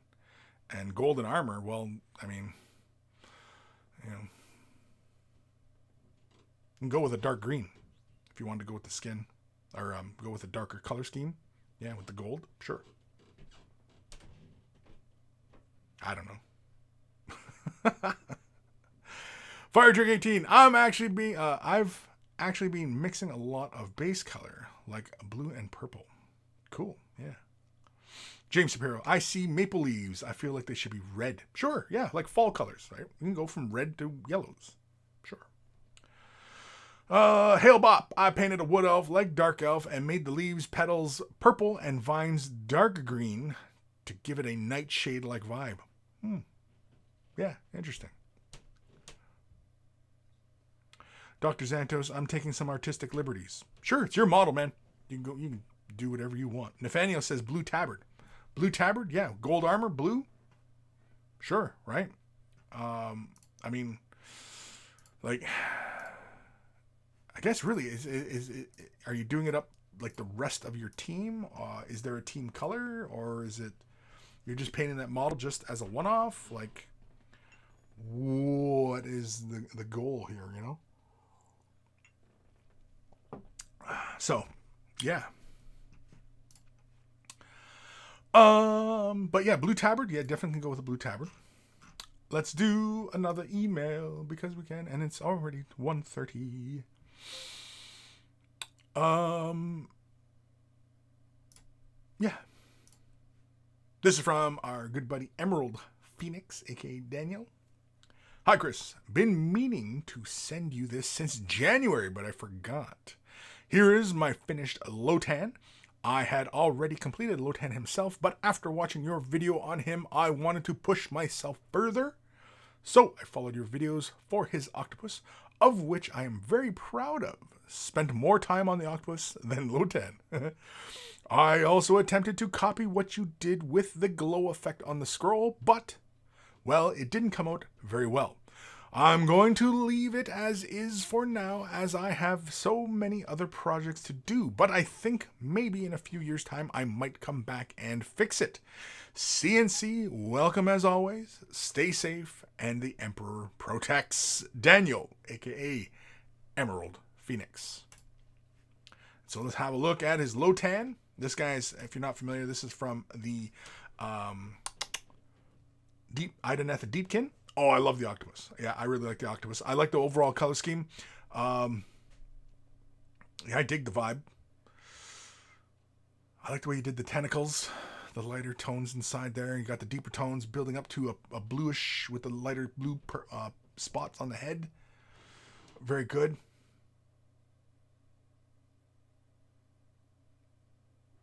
The base is fun. I like all the water effect. That's fun. Said you weren't happy with the glow effects. Oh, but that's on the inside of the scroll, right? I think the scroll could come up a bit. And I think the little bludgeon, the little spiked bludgeon, that could have been painted in, metals or even just metal on the spikes. Something like that. Just to, a little bit more color going on there. Overall, though, I really like the scheme, though. I like the bone blades. That's fun. Your work on the octopus is really good, though. I like the octopus. Okay, I can see the runes now. Yeah, you need to when you're gonna go for that little glowiness, you need to really break down your darkest color really thin and do a lot of little, indications of where your runes are going to be and not go so uniform. Some irregularities help make it look a little bit more natural as far as like handwriting is concerned. But your work on the octopus is really good, though. I like that. I like it a lot. Yeah, your runes, yeah, a little less uniformity, I think is what it is, and not so hard purple down like that. Like where you've gone, because it looks like you went thin initially, and then you put down probably one or two more layers than was necessary to create that slight transition of glowingness. But yeah. And of course, yeah, not being so uniform. Now, mind you, doing that kind of thing does require you to, have a nice sharp point on your brush. The only other things I would recommend as far as moving forward, or if you decide to come back to it, is probably I would redefine some of those gold elements a little bit more. The metal looks really good, but I would probably do just a little bit more edging on just some of the areas. Like, for example, like, how the plate of his face armor or his helmet, and then the edges of that, just brighten those up a bit on the hat. Comes across just a little bit on the points of the shoulders. I'd probably do metal on those little spikes on his bludgeon. Define those gold on the scroll. I would probably push a little bit darker on the scroll just to differentiate it from his robes. The robes I would keep feeling that very warm yellow tone. The trim I definitely would come in with some lighter colors and just redefine that trim. The blades, how they're kind of like a bone color, I would probably come in and do just like a little bit of striation in the knife's edges, so that it looks, kind of like how they do those highlights on Tyranid carapaces, kind of like that on the cutting edge of the knife, either kind of coming up like that or coming down, or coming back forward to the blade. So like the back of the blade to the cutting edge of the blade, like that. Just those kind of things, right? But I definitely wouldn't go push them to a white. But you could push him to a white, but I probably wouldn't push him to a white. And the highlights of his flesh, just a little bit brighter. And don't be afraid to push a little bit darker tones in, like where his hand is grasping the scroll, and just create a little bit more shadow where he's gripping it. Yeah. And maybe just a little bit more highlight, like on his chin, his tip of his nose, you know what I mean, the bottom lip. The work on the octopus is really good. Yeah. It all looks really good. And yeah, I think that's really about it. It's just, just redefining some points and just being a little bit carefuler. And, yeah. Sorry, I'm still looking at the whole thing of it, but I really like the color scheme. I like your color choices here. It's really not a question of your application of color. It's just pushing your highlights a little bit finer and just exercising just a little bit more control over the edges. And yeah, but I mean, if you don't get to do a lot of painting, these are just areas that you might want to concentrate on as you develop as a painter. It's just being a little bit more controlled, but I mean, overall, it's really good. It's a lot of fun. I like it. Looks good. Yeah. So thank you for sending that in, Daniel. Where am I? I have no idea. Hail Bop over on Twitch. I painted a wood elf like a dark elf and made the leaves, petals. Oh, did I already read that? I already read that. Nathaniel, looks like a Shaolin monk walking on water. Yeah, it's kind of what it is. It's kind of vibe. It's Deepkin. I like Deepkin. They're really fun. Oh, doggy! I didn't even see you come down here. My dog's visiting now. Everybody's here now. Anyway, yeah, I like the Deepkin. Deepkin are a lot of fun. And the thing is that if I've said this a million times, but if Games Workshop had not gone and destroyed the old world, we would have never got Deepkin. They would never have included a Deepkin faction into Warhammer Fantasy. People would revolt. It was like, that's too crazy. It's too crazy. These original ideas. Too crazy. So I'm glad. I'm glad they got rid of the old and brought in something new. Refreshing. Emerald Phoenix, you're here. Yeah, I think I watered down the purple too much and it didn't collect it after applying it. To stop it building. Yeah. Yeah, I know what you mean on the bone. Attempted it on the thralls, but mucked it up too much and didn't want to ruin Lotan. Just practice, I guess. Yeah, the more you do it, the better you're going to get at it. And yeah, where you left him, like Lotan looks great. And if you leave him for years and plan to come back at some point, by all means, go ahead. Just don't strip it. Don't strip the model. Don't strip these efforts, because years from now, when you are more proficient in your ability to apply paint on a model, you're going to look back and go, oh yeah, this is where I was, 3-4 years ago. And look at how I can paint now. And you know what I mean? You can show all your friends and you know what I mean? Like, and you can, because a lot of times, especially when you have like all your models for display, it's so that you can show friends and family, like, yeah, this is what I do. And, and here's how I used to paint and look how, crappy it is. And here's how I paint now. And this is only after 5 years, 10 years, 20 years, whatever, right? You're sharing your experience.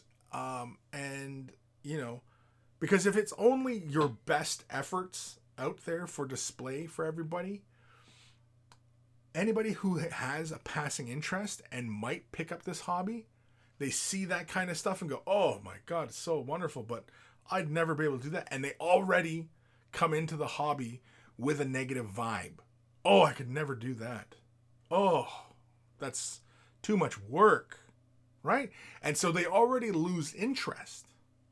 And so it actually, turns people off from the hobby, because if you're only showing how fantastic these things look and how fantastic they can be, a lot of people, you know, especially this day and age where people don't really want to invest a lot of time and effort into something, you know, yeah, it intimidates people and scares them, and, you know,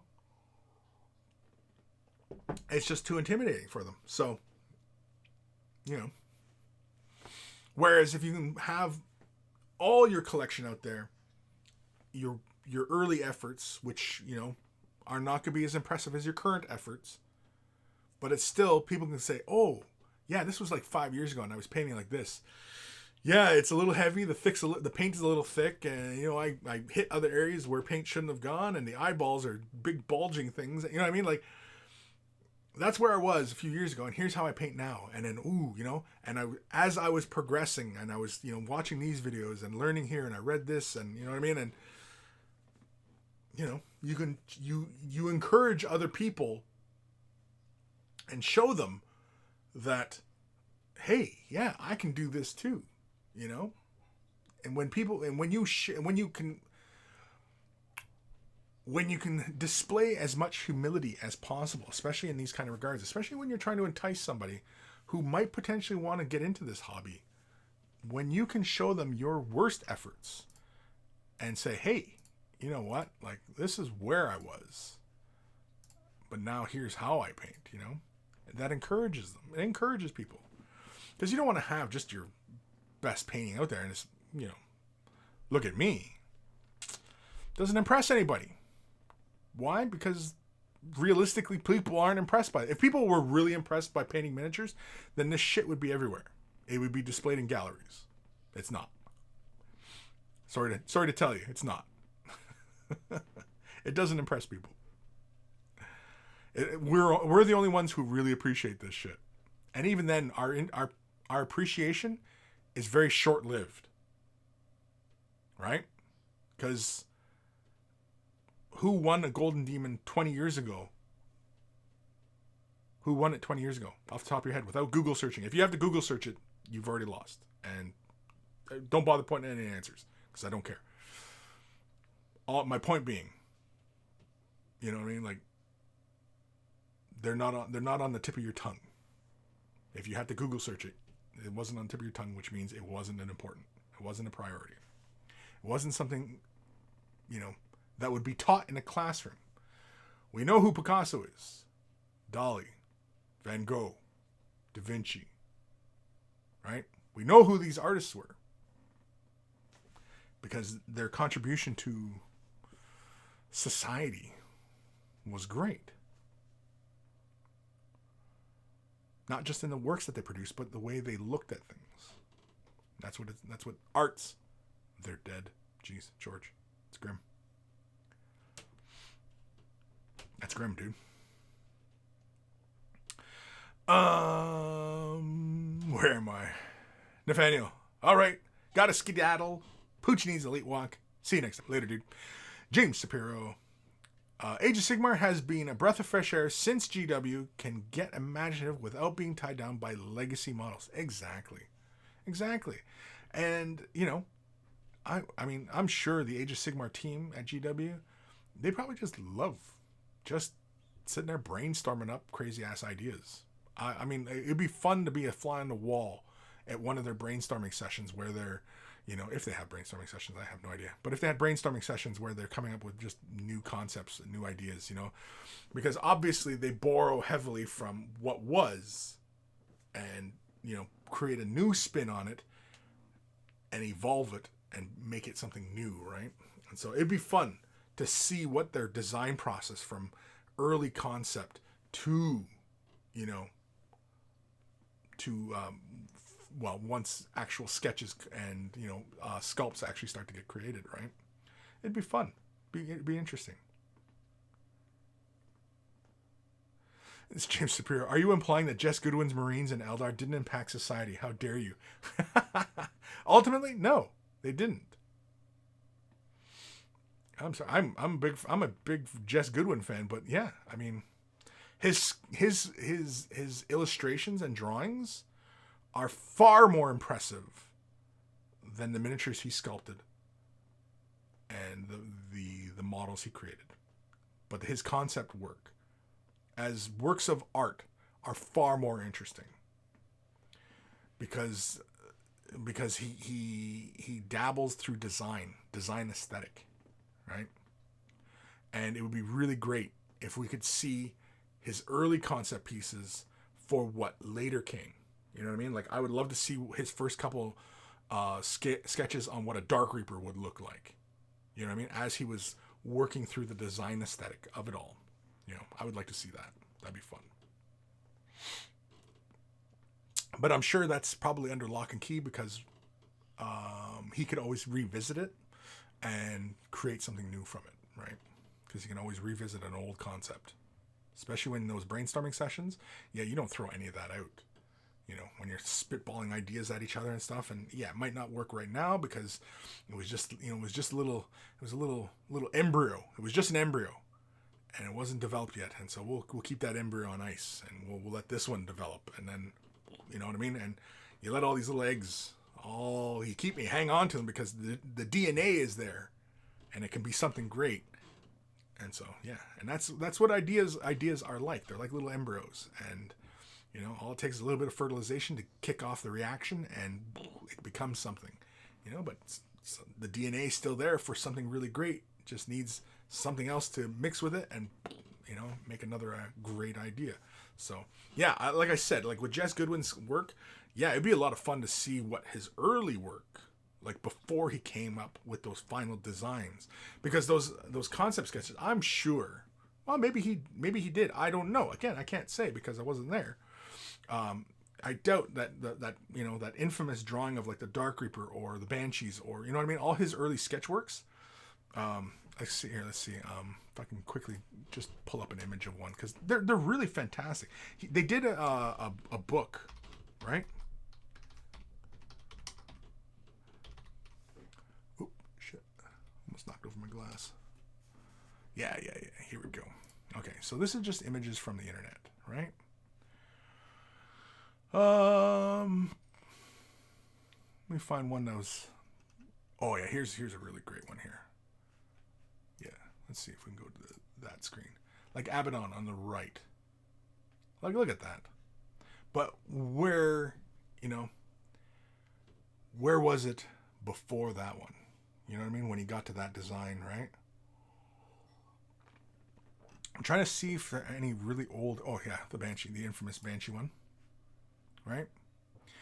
And so you can see here he's laying out, you know, the early designs, right? He's got like what the weapon looks like. He's got different positions of the helmet, but also too, like, these were his initial concepts for his sculpts, because he sculpted it as well. And one of the things I learned very long ago was that if you can draw it, you can sculpt it. Yeah, that one. Yeah. See, like these to me are far more impressive than what he actually sculpted. This stuff is way more interesting. This is the kind of shit I geek out about, that inspires me personally. And like, these are, you know, newer stuff, but like this sculpt here, or this drawing here of the striking scorpion, that's, man, he did that before some of you guys were even born. Like, this is early 80s. When the hell, where's the date on this? I wonder if I can pull up the date. Sorry, I'm gonna switch cameras because I just don't want the actual website here. I'm gonna go look at the Banshee. 90. Is it really 90? Yeah, 1990. Okay, so 1990. So I'm sure a lot of you weren't born until whatever, right? Is it 1990? Well, I guess so, because Warhammer 40K Rogue Trader was 87, I believe. I got into this around 88. I became aware of it and started getting stuff in about 88. But yeah, it's around 89, I think, that I really started getting into 40K, because I got Space Hulk, and Space Hulk was my entry into all this. That was the gateway drug for me. But yeah, I mean, like, these are just fantastic. And I would love to see his sketches of the shit before it became this stuff. Now, mind you, though, there might not be. These might just be... Oh, yeah, look at this. Okay, here's one. Now, the one on the Exarch, number 2 here. That is 2005 that he created that. So they've been sitting on this stuff. Because, I mean, that looks like the new Exarch without the helmet. And we knew the jet bike, the Eldar jet bike, that was like what? Damn near 10 years before that was released. Felt like 10 years anyway. Felt like forever before that Eldar jet bike came out. And so, yeah. But these kind of things here, these sketches, these will outlast his models. This work that he did, that will outlast the miniatures he made. Guaranteed. Because those are far more inspirational than those little miniatures are concerned. Now, mind you, what would be really freaking kick-ass, and holy man, I mean, I don't even know what it would take, but imagine if they took his designs, those sketches, and made 1/6, 1/3, 1/2 scale, like that big Marnie, not Marnie, it's Calgar, Gilliman, Raboot Gilliman, and made a big statue of them. It'd be so cool. I'd get a Dark Reaper, like one of the Dark Reaper from Jess Goodwin, from the concepts. I don't know if there is. Let's see if we can find that one. The Dark Reaper. That's one of my favorites. Just because it's such a complete looking picture. But yeah, so much of these designs are just, you know.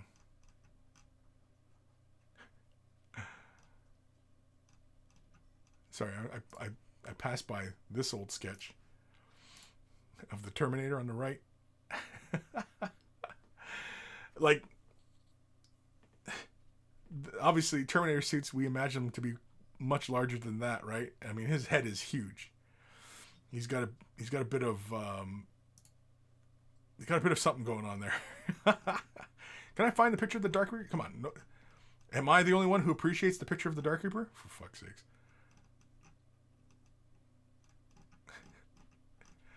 Come on. Oh, yeah, that's a good one, too. I always thought that was a Gibbons. Mark Gibbons. Or is this somebody else's rendition of that?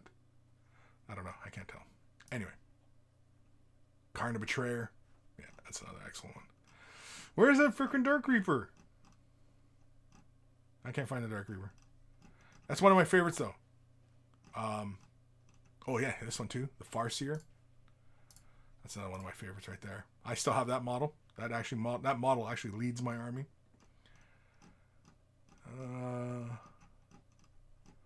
What the deuce? Come on. Harlequins. And the thing is that, you know, you can always come back. I don't know who drew that one. It almost looks like a Jess Goodwin. Where's the frickin' Dark Reaper, man? But the thing is like, with his designs, like, and I've mentioned this before, but he nailed it on the head so early on with these designs. And they stand the test of time. You know? In my opinion. Anyway. I can't find that thing. But anyway. Where am I? Jeez, I missed a lot of comments here.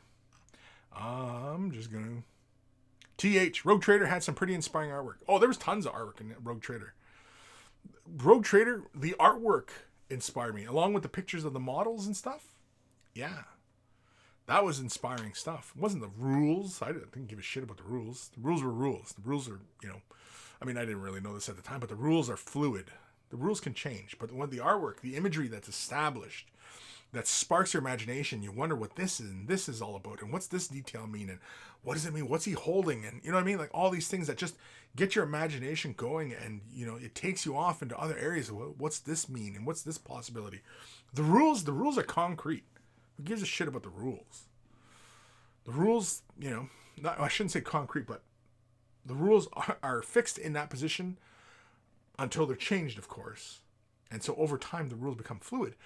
But the imagery and what it conjures up for you and what you bring to it, and, you know what I mean? Man, it's almost limitless, Whereas rules are very defining, The imagery, the illustrations. And I talked about this in the past, that not enough credit is given to the sculptors and the illustrators currently in the current iteration of how GW does, the codexes and everything like that.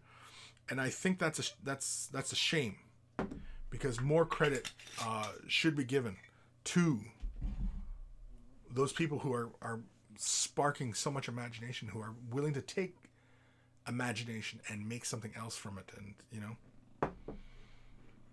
who just fill our meager little lives with so much joy, right? That is something that GW should correct. If there's anything that GW needs to currently correct, is they need to start putting who's writing the rules back into the books. They need to give credit to the sculptors or the teams, if that's what the case is. And of course, the illustrators who's creating these wonderful pieces of work.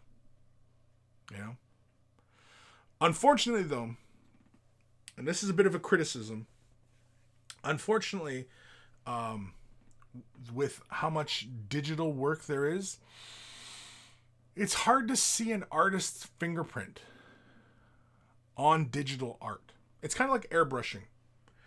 Airbrushing, and I know a lot of you will disagree with this, but with airbrushing, with so many people who airbrush a miniature so heavily and invest so much time, masking this and that and airbrushing, and you know what I mean? And it ends up all looking the same. And it's hard to see the artist behind that piece, especially on miniatures, and especially with so many people airbrushing these days. And because of how prevalent so many artists share their work process, so many people are duplicating what they're doing, and so you can't tell. Because I was looking, there was that got me thinking about this one. Is Richard Gray, really fantastic miniature painter, really fantastic. He's got a really great style to his pieces, and I seen a miniature that I thought was one of his, and it wasn't. It was somebody else who just basically was duplicating his style. I was like, oh, and I'm kind of disappointed in that kind of thing, because people are losing their shit over this person's miniature, and they're not giving credit to who inspired that particular style. And that's unfortunate, That's unfortunate, because, somebody like Richard Gray, who was inspired by miniature painters before him, but took those lessons and made them his own, and bang, right? And he has his own distinct style. And, there's many, Richard's not the only guy. There's many artists out there who are, creating their own style, but obviously they were inspired by somebody else in the past, and you know what I mean, and took it. Me personally, Mike McVeigh's work for Games Workshop heavily inspired my painting style. If I have a style, I don't even think I have a style. I don't even know if I have a style. People tell me I have a style, but I have no idea. But yeah. And so with so much airbrushing going on, and how everybody, is doing more and more airbrushing, it all looks the same. And so with digital art, I get that same feeling. Oi, Amber Alert.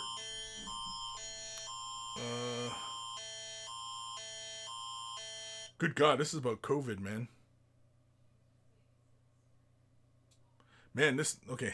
Here. Let me read this one to you, okay? Because this is concerning everybody in Ontario right now, or it might be Canada. I have no idea.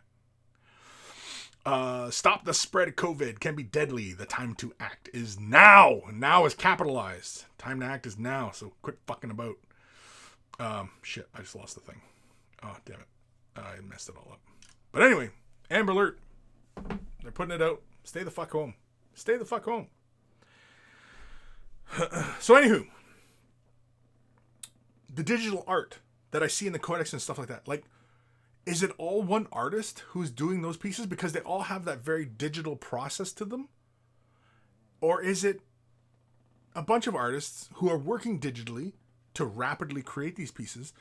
But, you know what I mean? Like back in the day, you could tell a Wayne England, Gallagher, Gibbons, Blanche, right? You could tell these distinct styles from each other. And you don't really see that now. Because, first of all, they don't credit the artist. And because so much of the work is digital, it's lost its personality.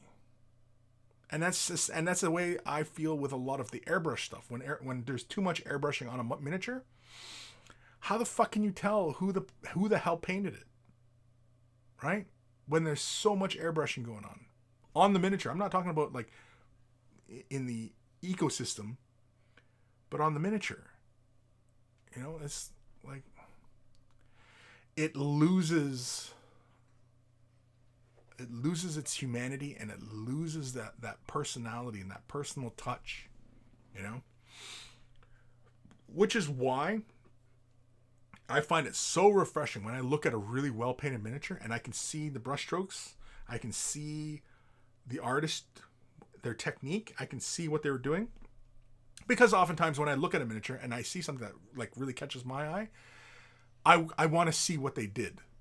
And if I can see their brushstroke behind the effort, I go, okay, I see what they did there. Yeah, excellent use. You know what I mean? And I find that personally far more impressive when they can create these wonderful effects on a miniature and I can see what they did. I find that far more engaging rather than a pristine look that often airbrushing will give you. But that's really kind of false because airbrushing, it's not really pristine. Pristine is really many, many transitions, right? Rather than, with an airbrush. But yeah, and I find that as well in digital art, illustration I'm talking about. And yeah, you know what I mean? Like Games Workshop, if you're listening, for God's sake, give credit back to your artists who are painting your miniatures, who are designing the miniatures, who are illustrating your rule books, who are writing your rules. Yes, I know. Stay the fuck in. I am. Fuck. It's in French. It's in fucking French now, for fuck's sakes. I know. I think I better cut back on these. So anyway, yeah, I'm getting an Amber Alert because, the injustice to the artists out there. Oh, man. I don't even know where I am in these comments. Oh, Raziel, LOL, end of the emails. End of the emails? No, I got one more email. One more? Oh, it's right. It's from you, Raziel, too. Oh, no, there's more emails. Jeez, 3 more just popped in. Oh, TH, and then Scott, the Heretic Scott as well. Okay, hold on. What time are we at? Holy camoles, it's after 2 already. We're already hit the 2-hour mark. The show, like I said at the beginning of the show, this is 120 minutes. That's 2 hours for anybody who can't do the fucking math. Because I know there's a bunch of you dummies out there who can't do it. You're like,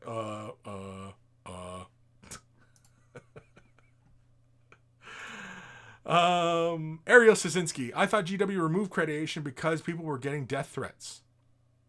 Yeah, well, because the toxic fandom. But I mean, that's everywhere,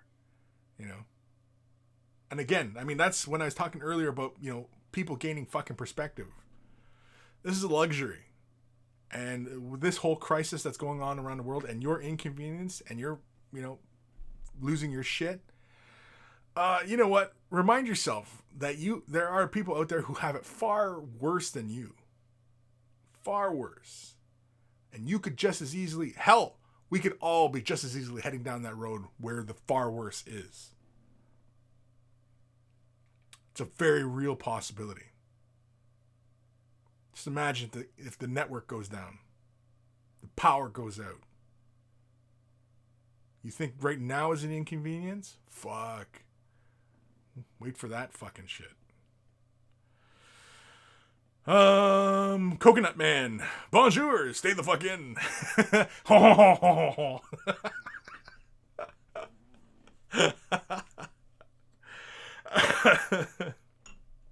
Yeah, Ariel. Yeah. Because I mean, like, it really started with what? Matt Ward, right? And everybody's shitting on that guy's name. He became a meme. Just like frickin' Duncan. Duncan's a meme. Thankfully, it's mostly a positive meme for Duncan. So he's actually, been lucky, right? Because what he's putting out there is mostly a positive thing, right? He's teaching people how to paint, right? So, it's mostly positive. How could you really shit on Duncan, right? I mean, like, how could you? How could you? Whereas, rules writing, right?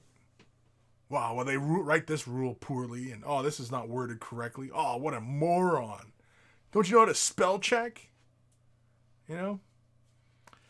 Man, entitled little fucking pricks all over the place, man. I tell you.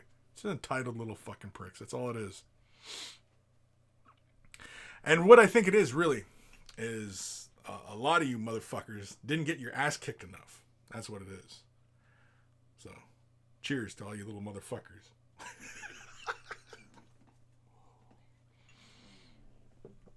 Make sure I'm not dripping this on myself here. I'm getting fucking loaded during the show. Dark Commission. Forget COVID. If my phone alerted me that the UK, that like that in the UK, I'd have a heart attack. Yeah, we have that in Canada. They're Amber Alerts. Typically, it's for tornadoes, missing children. But this was just straight up the government saying, "Stay the fuck in." They're just telling everybody, "Stay the fuck in, man." So yeah. Ghost Starman Deluxe. People meme Duncan because most people like him. Yeah. People meme Matt Ward because most people hate him. Right. But why? Because he wrote a rule that you didn't agree with? Like, again, let's gain perspective. Let's gain perspective here.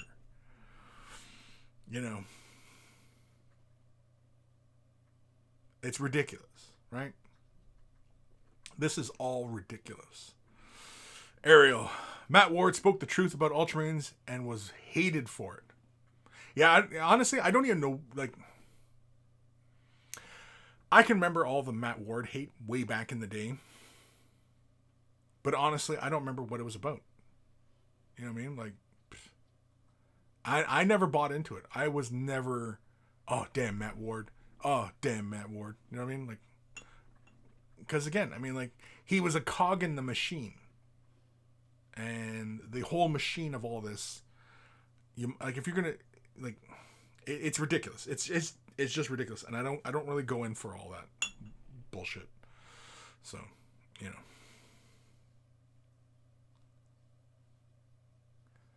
Ghost Starman Deluxe. Damn, maybe it's a good thing Adepticon was canceled. Kris would have beat the shit out of you guys.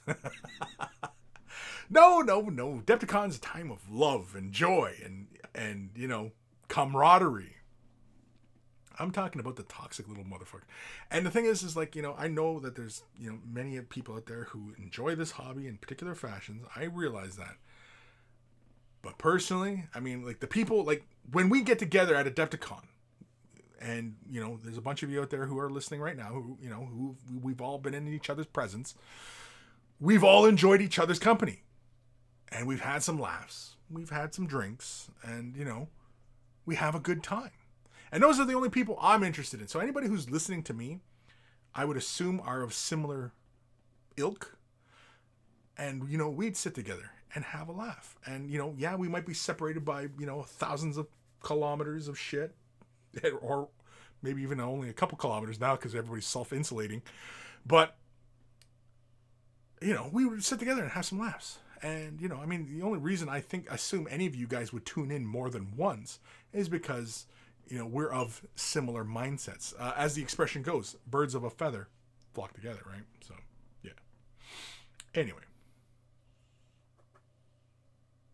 Chillin' Wargamers. Hey, Kris, Spud here. How tea going? How tea going? How is tea going? Tea? I'm not drinking tea. I'm drinking this spirited sort of beverage. It's been a while. Yes, it has been a while. It has been a while. Hopefully you're well. Hopefully you're staying self-insulated. And, not taking any chances, not being a dummy. Going out there thinking that you're Superman and COVID's got no hold on you. No, I know you've been good. Fire Drink 18, hard liquor day today. It's hard, well, yeah, a little bit. It's okay, though. Reziel, no, Matt Ward did do some pretty divisive codex writing. He was the Ryan Johnson of 5th edition 40k. Sure. I mean, people shit on Last Jedi. I like Last Jedi. I'm one of those people. Sorry, rest of you fucking nerds, but I was one of those people. And I'm man, I grew up on Star Wars, and I liked Last Jedi. I liked Force Awakens. I was not entirely impressed with The Rise of Skywalker. There's a lot of things that just don't make a lot of sense. But Force Awakens, there's also a lot of things that, are started with that. Like I was talking with my son last night, actually. But here we go, Star Wars. Like the backdrop for the drama. Okay? The original trilogy, part 4 to 6. The Rebel Alliance is against the evil Empire, right? And it gets a largely North American audience because obviously it mirrors the American Revolution, right? Against the evil British Empire, right? The tyranny of the British Empire at the time. Maybe today, I don't know. I'm not British. So that's why all the rebels have American accents and all the Empire have, British accents, European accents. Because that was to obviously get a largely North American audience. And it was created by an American. So, bang, that's our setting. The backdrop is rebels. They're the good guys. They're the underdogs. Why? Because America, right? America, realistically, should always be rooting for the little guys. Everybody who's rising up against tyranny, that is supposed to be the American ideal. Because that's what America is founded on, right? Rising up against tyranny. That's, that's just intrinsically what should be American. So America should always be rooting for the underdog. Rebels. Bang. Then we get to the prequels. The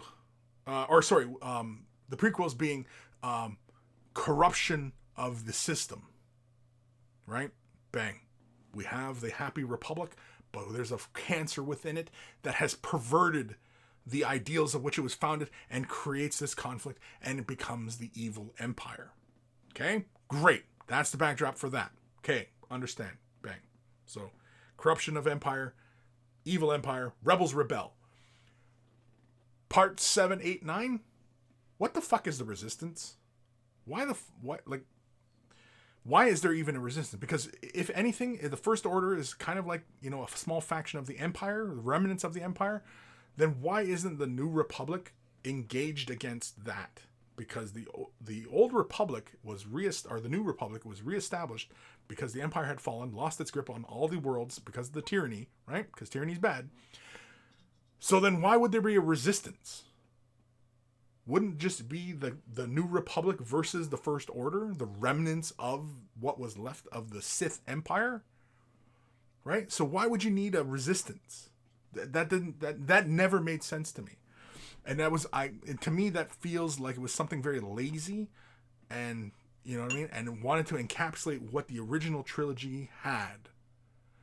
And so, you know, it was very lazy, and it you know what I mean, and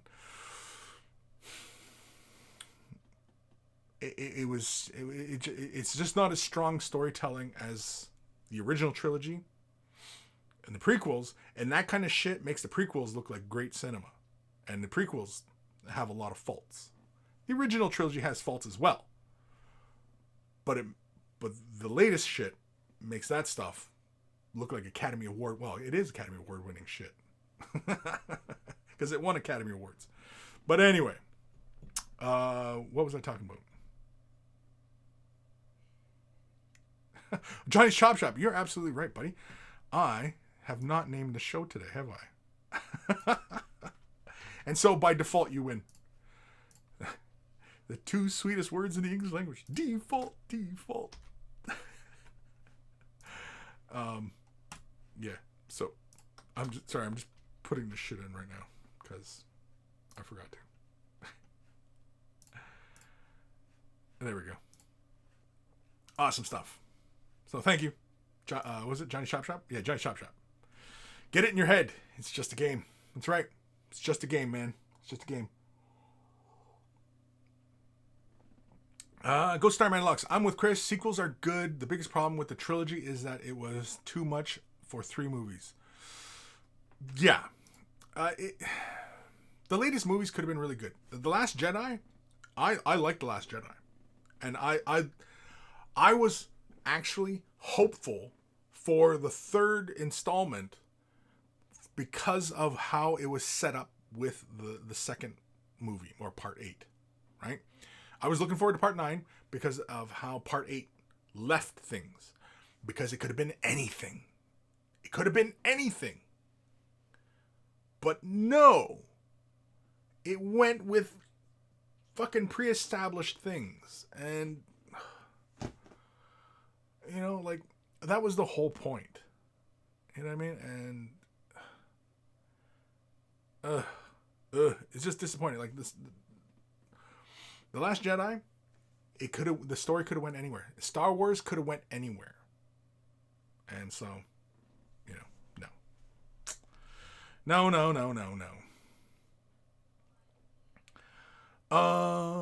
Dr. Zanto's big part I don't like the Disney Star Wars movies is because you need to read a lot of side material to understand why certain things happen and some didn't happen. Yeah, there is a little bit of that. But I mean, you could have done that with the old novels anyway, where what gets considered legacy or legends, because a lot of the old material got tossed out the window once Disney acquired Star Wars, right? But yes, there is some things, and it should be more Easter eggy type of things rather than part of actual story, right? Because there's things that were created, like for example, things that happen in Rebels or Resistance or right, and so yeah, there's things that happen, and it's like, what? Or even Clone Wars, right?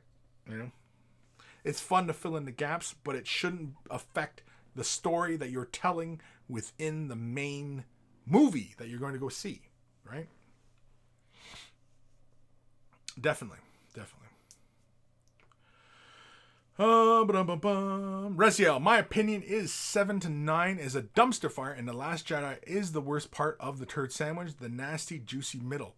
No, I would disagree. Last Jedi, the story could have went anywhere, right?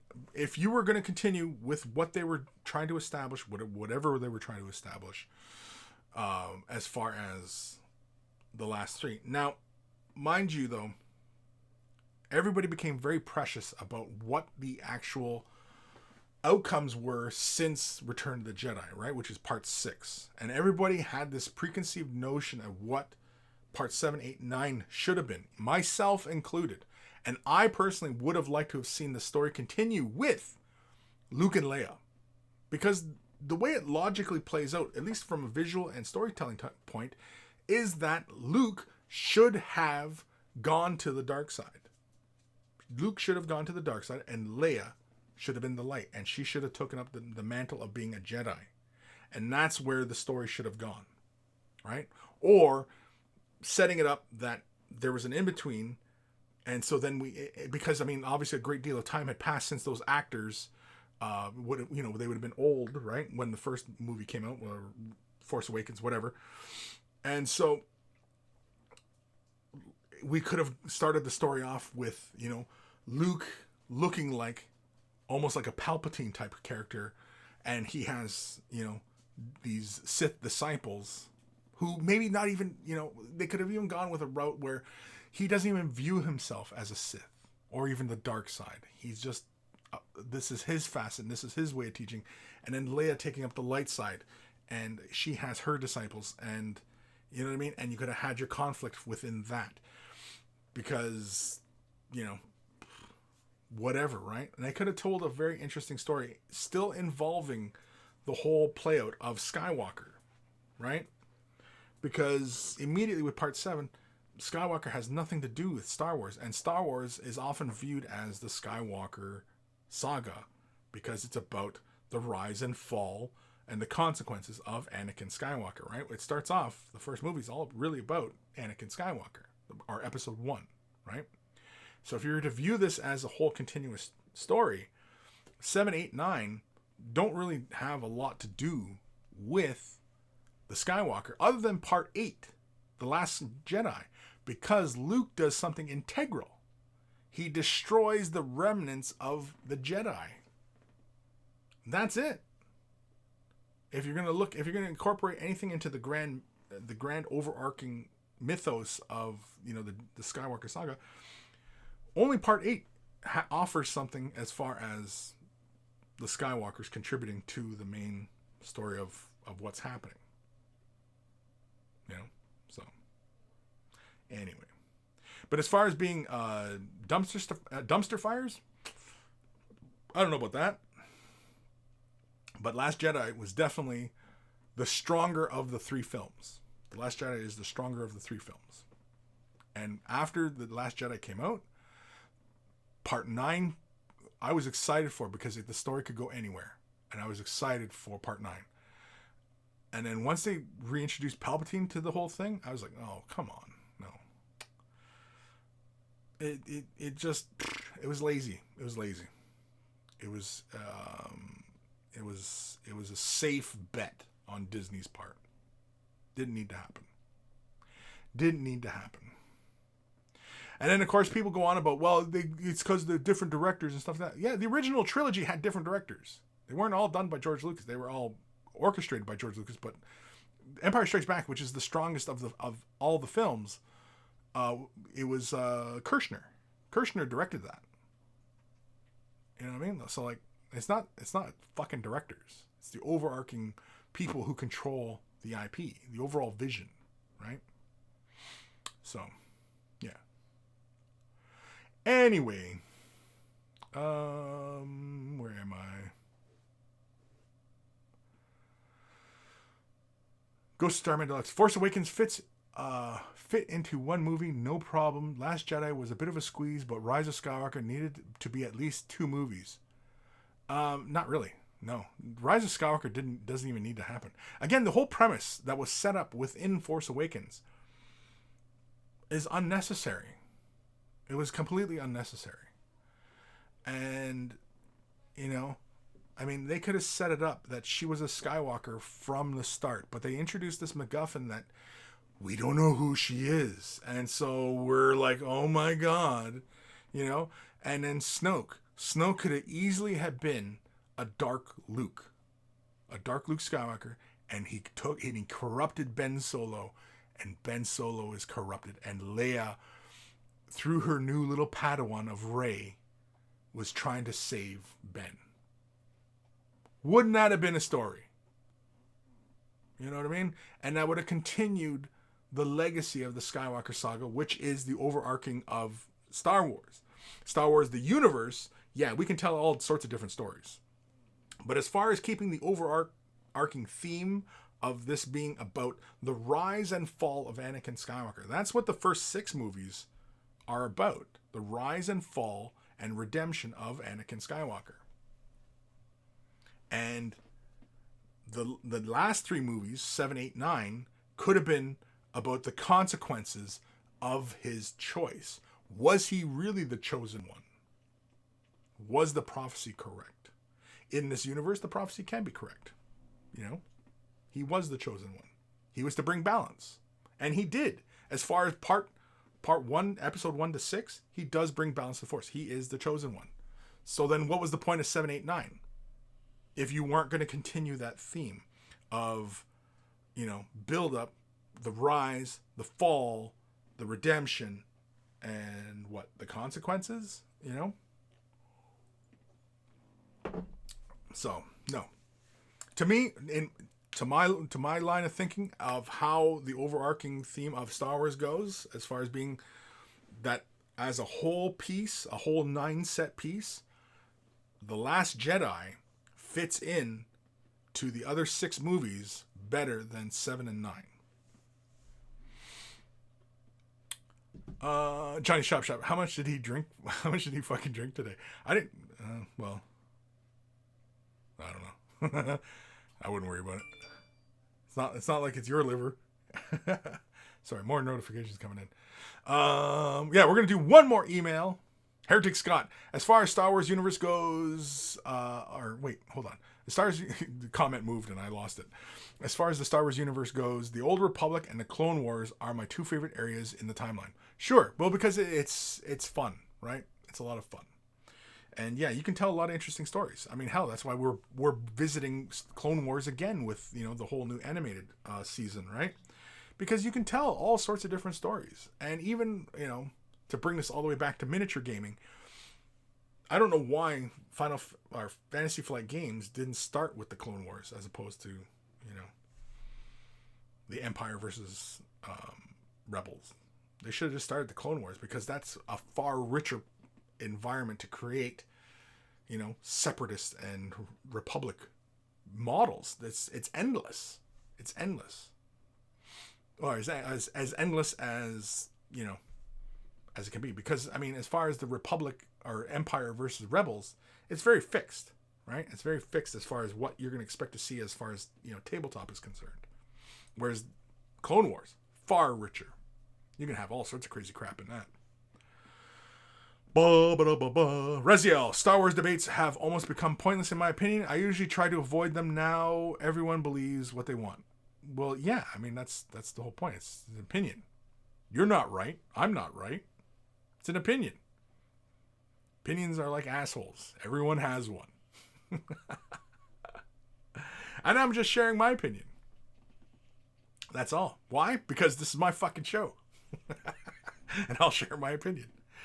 Ariel, J.J. Abrams is a hack. Well, he's definitely, is he a hack? That's debatable. He's definitely inspired by Spielberg, who is a far stronger director.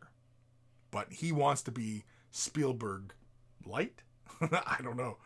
But, yeah, he has a long history of, you know, creating the MacGuffin and not following through with the MacGuffin. You know what I mean? There's no payoff. There's no finisher. There's no money shot. You know what I mean? If this was a porno, his pornos would have no money shots. I know. Everybody out there is like, what? Yeah, if J.J. Abrams made porno, yeah, his movies would have no money shots. That's pretty much it. That sums it up right there, I think. Yeah.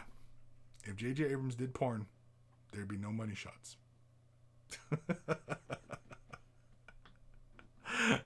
Heretic Scott. So Kris just shared his asshole with all of us? I shared it. Yeah, I shared it all.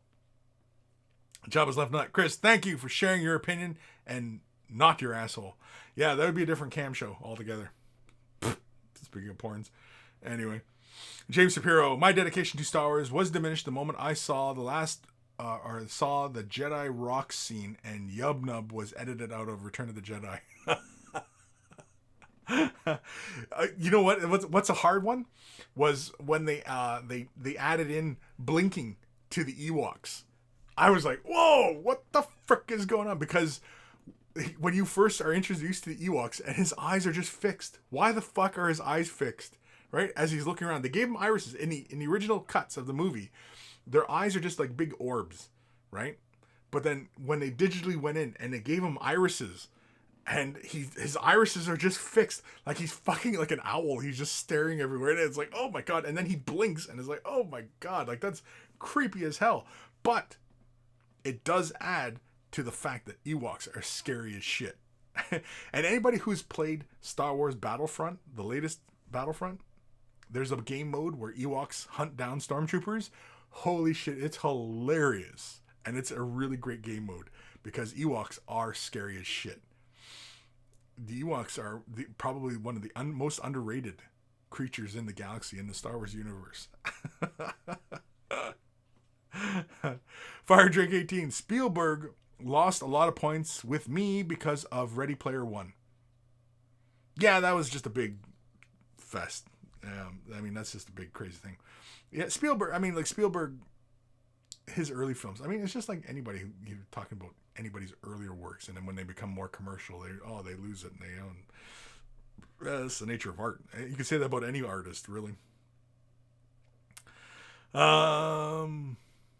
James Shapiro, I never noticed the blinking. Yeah, in the latest iteration of, I don't know if it was the last Blu-ray release when they released it for Blu-ray. It was a box set and it was a Blu-rays. Was it there, or was it when it went to Disney? Shit, I can't remember. I think it was the last Blu-ray release. And yeah, the Ewoks have irises and they blink. They never blinked before. I was gonna say blanked. They never blinked. They were just pure orbs of eyeballs, right? And so they digitally remastered the eyeballs, and their eyes are fixed. Like his eyes are just, as he turns his head, his eyes are just fixed everywhere, and it's fucking scary as shit.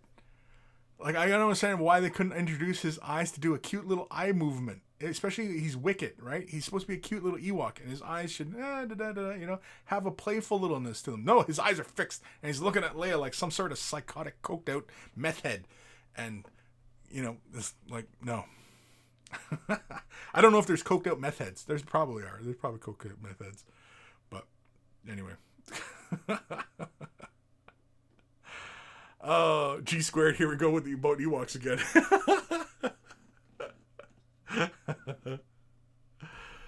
Ghost of Starman Deluxe. They should remake Alien Isolation, but with Ewoks instead of Xenomorphs. They totally could, and it'd be scary as balls. If you've not played Battlefront, the latest Battlefront, it has a game mode in it, which is kind of like if anybody's played infection modes in first-person shooters, that's what it's like. So basically, you start off with a bunch of stormtroopers, and it's dark. It's Endor. It's dark. This game mode's fantastic, by the way. It's a bunch of stormtroopers. And you start off, I think, with like 15 or 16 stormtroopers, and one player is an Ewok. And as soon as that Ewok kills another stormtrooper, that stormtrooper player becomes an Ewok. And so then there's two Ewoks. And it's kind of like COVID, where one person infects another one, and then all of a sudden everybody, and it's like down to the last couple stormtroopers, and they're fighting for their lives, and they're waiting for the shuttle to come in to pick them up. And that's the scenario. And it's hilarious. And the Ewoks are just, they're devastating. As soon as they're in close range, man, they got their spears. They can whip little lightning bugs at you, and it's like, oh my god. And the stormtroopers are just spraying in the dark. And the stormtroopers, because it's at night, the Ewoks can see in the dark, and the stormtroopers can't see shit in the dark. You have to turn your flashlight on, which I don't know why the point of their helmets are, because like you might as well just take your fucking helmet off and just fight around in the dark, because you can't see shit in your helmet anyway. And it's probably a liability because you don't have any peripheral vision, right, in a stormtrooper helmet. At least it doesn't seem like. I don't know why the point of the helmets are. But anyway, it's a lot of fun. It's hilarious. When my son plays it and he's running around as a stormtrooper, yeah, there's an emote where they can they can cry, and it's hilarious. It's hilarious. It's good. It's good fun.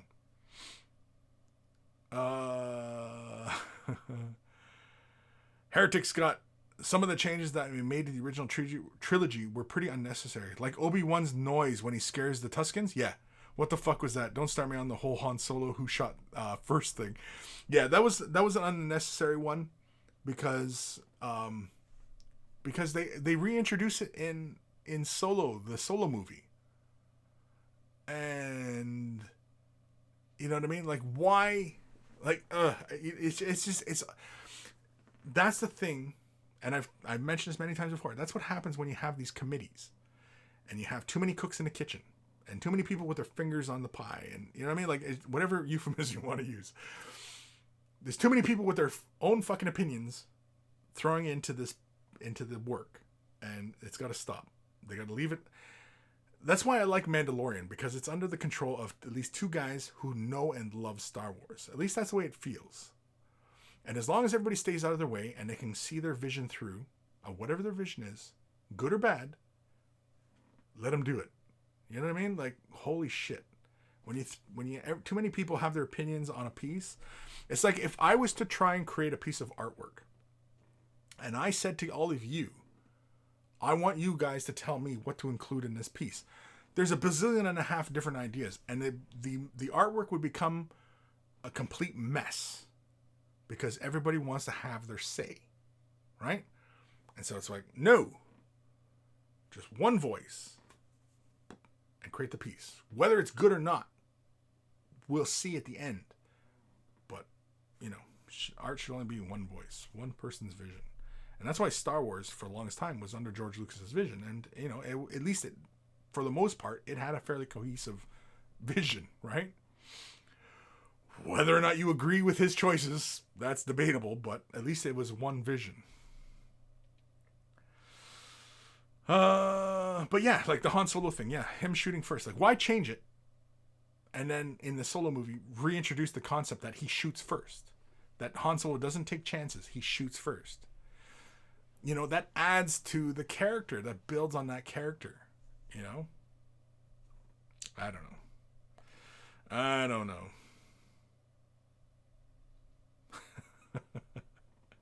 Ghost Starman Deluxe. Moral dilemma. What is the difference between a coked up meth head and a methed up cokehead? I don't know. Oof. Probably one's got better teeth than the other one. I don't know. A coked up meth head or a methed up cokehead? A methed up cokehead sounds like Tyson trying to describe it. Yeah, he was a methed up cokehead.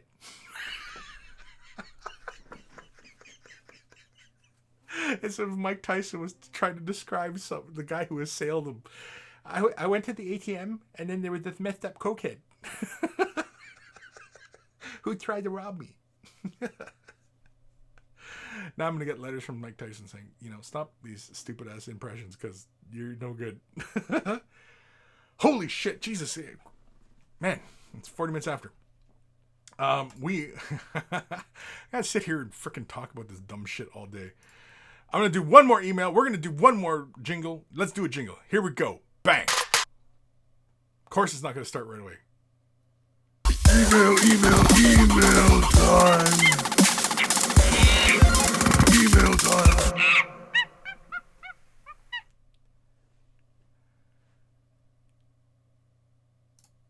This one is from our good buddy, Raziel. Hey there. Thought I'd throw this out there. A brush question related to some of what you were talking about today. Oh, this was just sent an hour ago. I keep getting a curl tip on new brushes of all types. I've asked you how to fix these before, but it seems like Seems like I need to figure out prevention. I tried to keep paint out of the base of the bristles. I use brush cleaner, but it still happens rapidly. Brush pictured is actually squirrel hair. I love them. Also use Vallejo liquid gold stuff, and I haven't figured out the right alcohol to get the brushes clean. Got a new one to try out soon. Suggestions? Lastly, progress on Blood Angels. Example of work in progress on Scout shown. I think I'm really happy with the fatigues color, but CNC as always welcome. Thanks, Raziel. And so let's have a look at his brushes.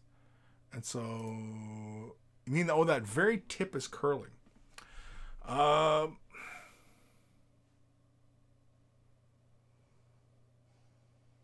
As far as that tip is curling, I mean, like,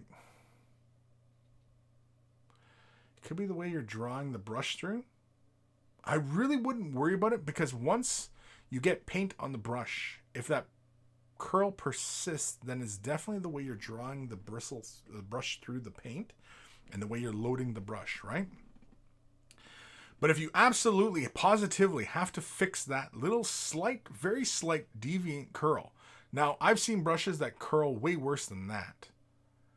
Synthetic or sables. And oftentimes when it's, you know what? It's probably how much moisture we're leaving on the brush when we're leaving it to dry on its side. I would suspect that's why hairs curl, right? Why do natural hairs curl? Moisture, drying, right? So it might be you're leaving too much moisture in the bristles when you're leaving it on side to dry between paint sessions. It also could be because of the way you're loading the brush. But I'm thinking more now it's more of a moisture. But that curl is very slight. That's really, for me, that's not an issue. Once you load that with paint, that should straighten right out. But if you absolutely positively have to get rid of that right now, while it's sitting there without paint in its bristles, bring water to a near boil and just dunk just the hairs into that, and then straighten it like you would when you're conditioning the brush. As long as you're conditioning your brush. Do you condition your brushes? That's the next question. Vallejo Liquid Gold. I gotta get a bundle of this myself. Yeah. I often don't use natural hairs when dealing with this kind of stuff because I clean them with alcohol, and I don't use natural hairs and alcohol together because it'll dry the hairs out. Oi. It rotated. Paint looks good. Where it should be. Smooth. Carry on. I can't remember. Was there a question there? Yeah, the big one being the brush, right? And as far as the alcohol is concerned, I've only ever used iso alcohol. Isopropyl alcohol. This is 99%. This is what I use. 99% isopropyl alcohol. Cleans the brushes just fine.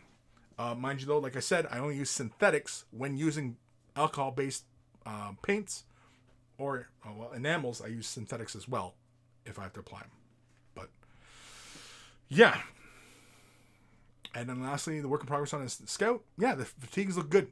I don't really have anything to suggest because it's work in progress, and you're doing a straight up out of the book kind of color scheme. So as long as you follow the guides within the book, I think you should be fine.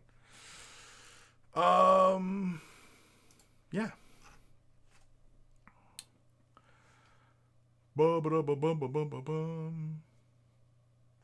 Ghost Star looks having trouble with your tip, Braziel. Heretic Scott, Master's Brush Cleaner is fantastic stuff for maintaining a good tip. Exactly. I hope, Raziel, you are conditioning your brushes between. I find conditioning matters more with natural haired bristles as opposed to synthetics. You can condition your synthetic brushes. I haven't really noticed anything, integral about that. But yeah. You guys are talking all sorts of crazy. James Sapiro, your Shoppers Drug Mart has 99%. I can only ever find 70 at mine. Yeah. Well, that's Shopper. Yeah, that's where I last picked up this bottle was Shoppers. And yeah, it's 99. Nice 99 isopropyl alcohol. So anyway,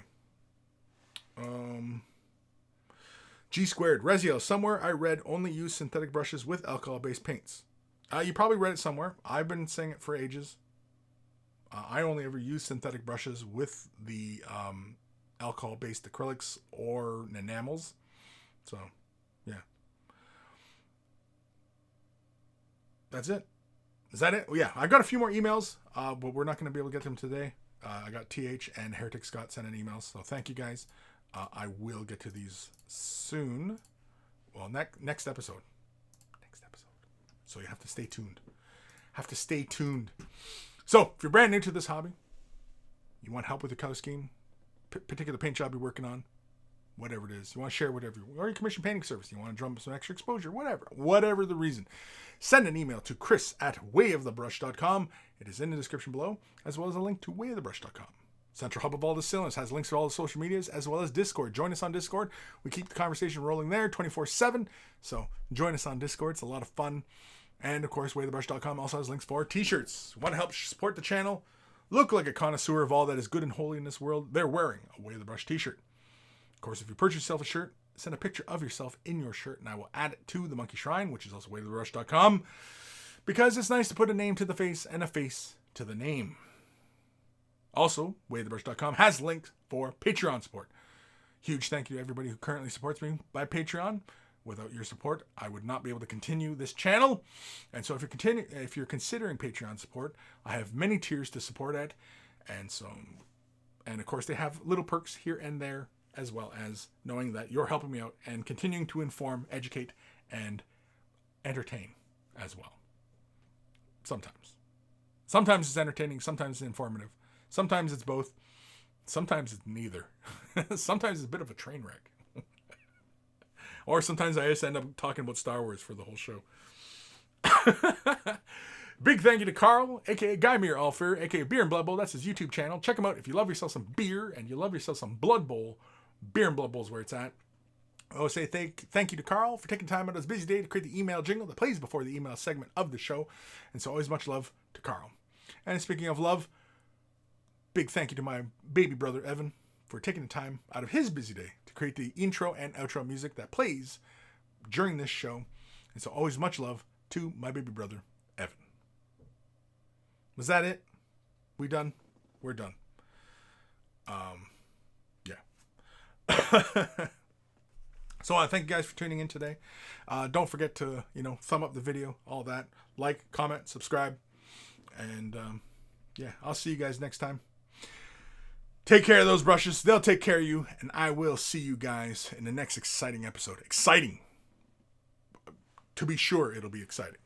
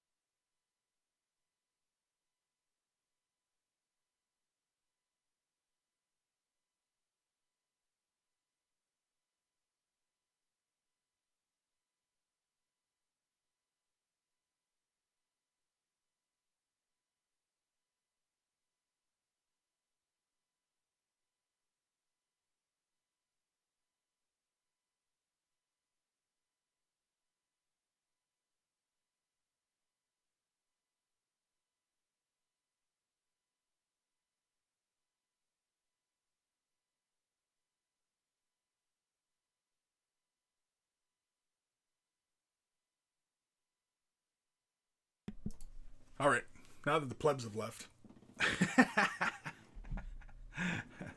and everybody's sharing their stupid ass opinions about shit.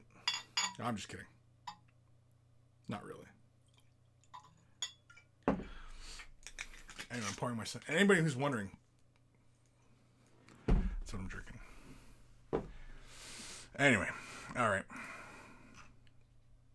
Yeah, we don't talk about Fight Club. We don't talk about Fight Club. Or the Monkey Mayhem Club. We'll call this the Monkey Mayhem. Which, speaking of which, oh yeah, I gotta send out shit. You guys all need to update your Patreon so it's got your shipping info, so I can send you guys. So I know when I've created something and I can send it to you guys. James Shapiro, thanks for the show, Chris. Chris and all the monkeys, stay safe, healthy, and physically distanced. Yes, definitely. Old Man Logan, now let's get down to business.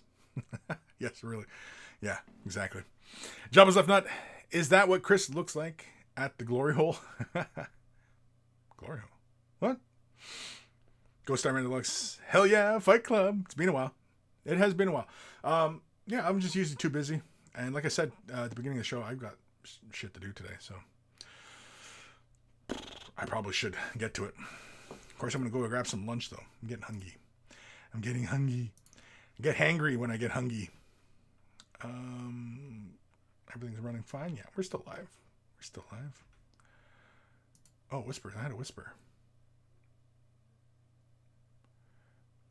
Oh, girl painting. Whispered to me.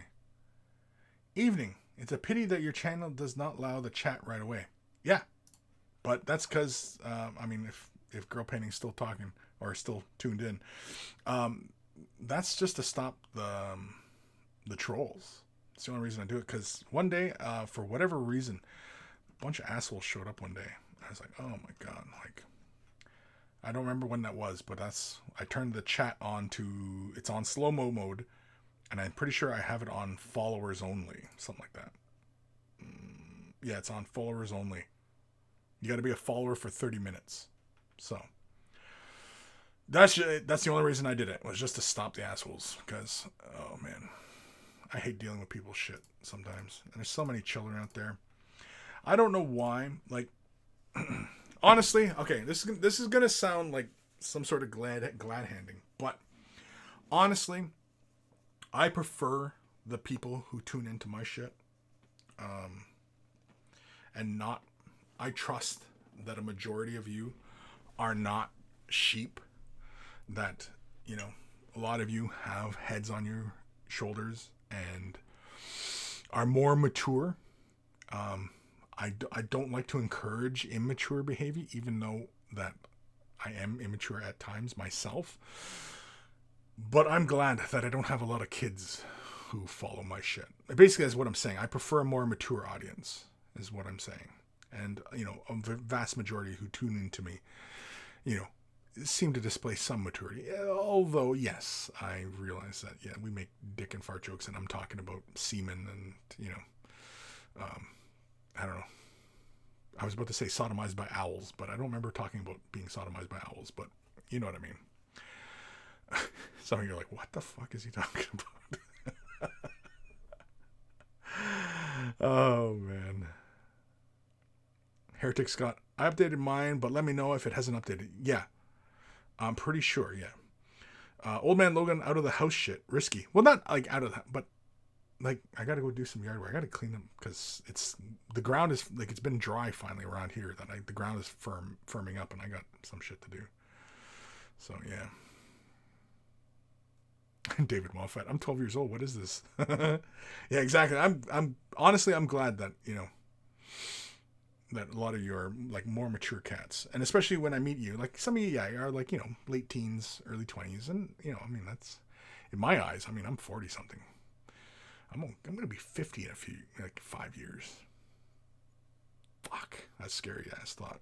That's a scary ass thought. I'm sure a bunch of you are past that, but for me, man, damn, that's scary ass shit. And so, like, some of you guys, you know, are still in your 20s, and I mean, in my eyes, sometimes it's, you know, you guys are just damn kids, you know, but, and younger than 20, I see it's just babies. They're just babies. So, yeah. Ghost of Star Dogs. Thank you, Chris. I do indeed possess a skull, and hopefully it keeps, you know, it's on top of your shoulders, right? Old Man Logan, what? That's what kids are for. Put them to work. I should, actually. Yeah, you're right. You know what? Dave, you're right. I should. Damn kids. Kick them off the Xbox. You know, maybe I'll go play some World of Tanks. Maybe I'll stream on Twitch my World of Tanks getting owned in World of Tanks. Emerald Phoenix. The show title, not including a Simon joke, is disappointing. Because I don't want to look like I'm taking jabs at people. I mean, even though I do take jabs at people. But, yeah, I mean... I mean, I don't have a relationship with Seaman. Kuhlman or not. I don't have a relationship with them. So, you know, yeah, I could badmouth them if I wanted to, I suppose. But why? I mean, you know, I there's no bad blood there. I mean, you know. So why would I? Other than the fact that it's kind of unfortunate that I realized that Simon, is that how everybody's saying it? Like, seriously, though. Is that how everybody's saying it? Simon? Because that's semen. And that's unfortunate. I don't know if I want to be associated with semen. That should have been the name of the show title right there. I don't want to be associated with semen. Anyway. Go Starman Ellis. Get your head together. It's just Simon. Fuck, I guess I'm a baby. Yeah. I mean, okay. Seriously, Go Starman? Yeah. I mean, in my eyes, and you one day, when you get to my age, you're going to be the same boat. And you're going to go, oh, I get what he's talking about. Because unfortunately, you know, youth is wasted on the young. And, you know, yeah. I'm sure when you're in your 20s and you're looking at like 16-year-olds and you're like, you guys are a bunch of kids. That becomes greater when you're in your 40s and you get in your 50s and you're looking at 20-year-olds. They're just kids. Even 30-year-olds. Come on, you're just 30. You're still young. Still young.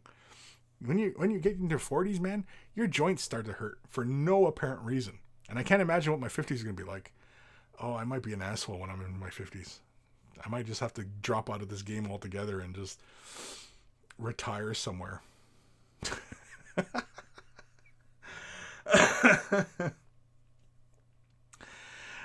David Mofat. I like my 30s way better than my 20s. Not sure about my 40s yet. Seems kind of apocalyptic.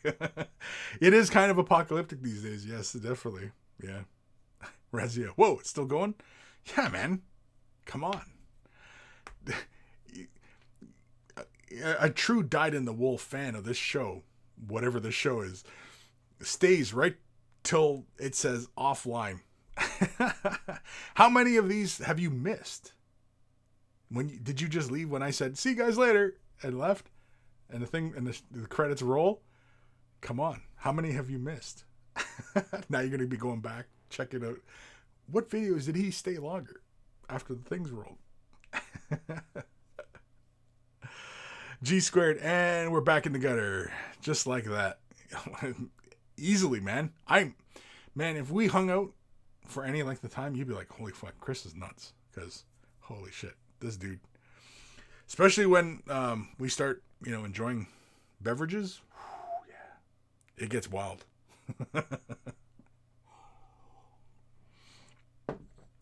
Heretic Scott, my dad is 15 years older than you, Kris. You're a baby to him. Yeah, I am.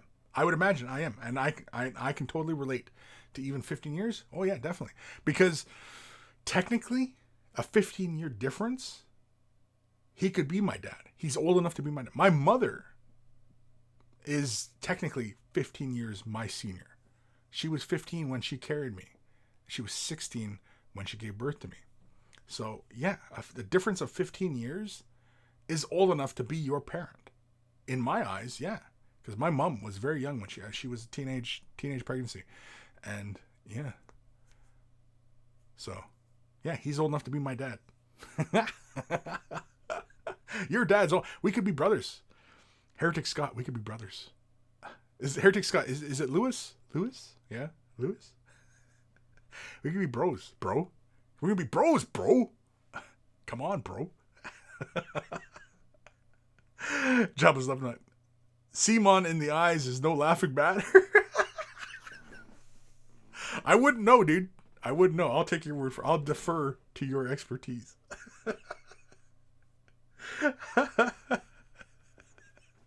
Now Jabba's like, hey, fuck you, man. Nobody's come in my eyes. Well, just that one time. It was really wild. It was a wild night. There was a whole bunch of us. Anyway, we're not going there. Old Man Logan, the secrets of the universe are revealed after the credits. They are. This is the after party. This is kind of the after party, really. Ghost Star Red Alex. I think you might already be associated with Seaman, Kris. Yeah. I might be. I got nothing. You got me. You got me, Ghost Star Man. You got me. I've got nothing for that. You got me. Yeah. Heretic Scott. Yeah, it's Lewis. Yeah. Lewis. Hard Edge Painting. Hey, Kris. Spelt my name wrong. You got here with a provocative title. Why? What was... I don't even know what the fucking title was today.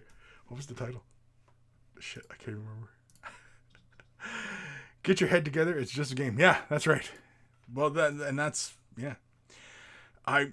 The title of the show, I don't know, Hard Edge Painting, how often you tune into my silliness, but I let the monkeys name the show.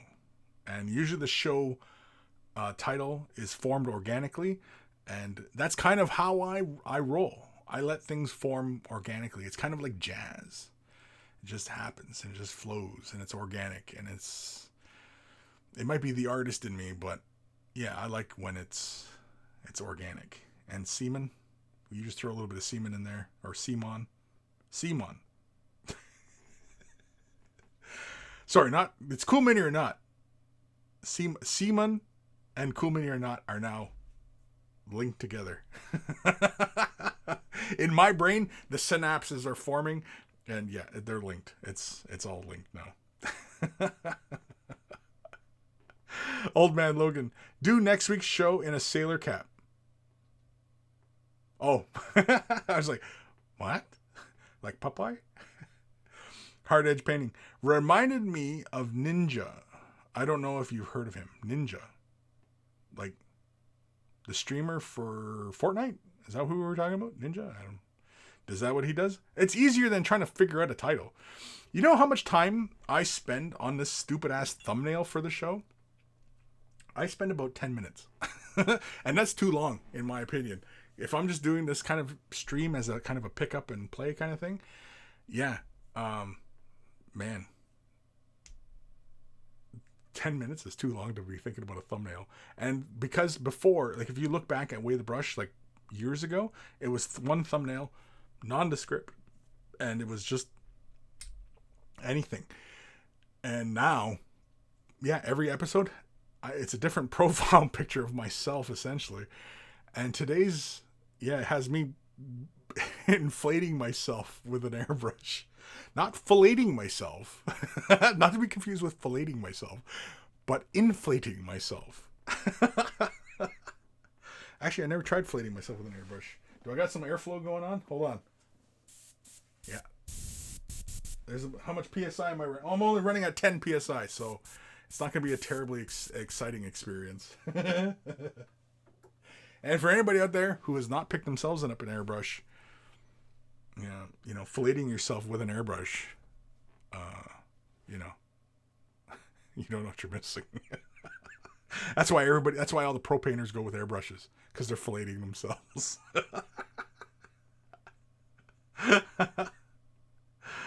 Oh man. Hard Edge Painting, more like a philosopher in this case. I've been accused of that one many times. Old Man Logan, yes, exactly like Popeye, a true seaman. Hard Edge Painting, yeah, that's who. Okay. He once got angry because one of his fans said it's just a game. It is just a game. Come on. Holy shit, people. Okay, don't get me started. It's just a game, man. 40K, Age of Sigmar, whatever it is. If you're getting that worked up over this shit, it's even movies. We're talking movies earlier. We were talking Star Wars earlier. We were nerding right out. And I'll nerd out with the best of them. Don't get me wrong. I can nerd right out. But it's just a game. It's just a movie. It does not matter. So when you're getting all huffy about this kind of stuff, you need to check yourself. Because ultimately it doesn't matter. Ultimately, in the grand scheme of things, it does not matter. Heretic Scott, the eyeballs was my favorite. The eyeballs? I don't remember what the eyeball. I don't know what that reference is meaning, but the eyeballs. I don't know. Sometimes when I talk craziness, I don't remember. It's in one ear out the other. I'm a kind of in the moment kind of guy. So, yeah. The past is the past, man. I'm right now. The future, who knows? Right now, what matters? Past, who cares? Oh, man. Hard edge painting. Some people take their gaming a bit too seriously. Yeah, it does. And that's a lot of things, man. It's a lot of things. So much. This world today, especially, that which I would equate to the Western world. So much shit that people take too seriously that does not matter. It does not matter. It's amazing what we get worked up over. That ultimately does not matter. It's amazing.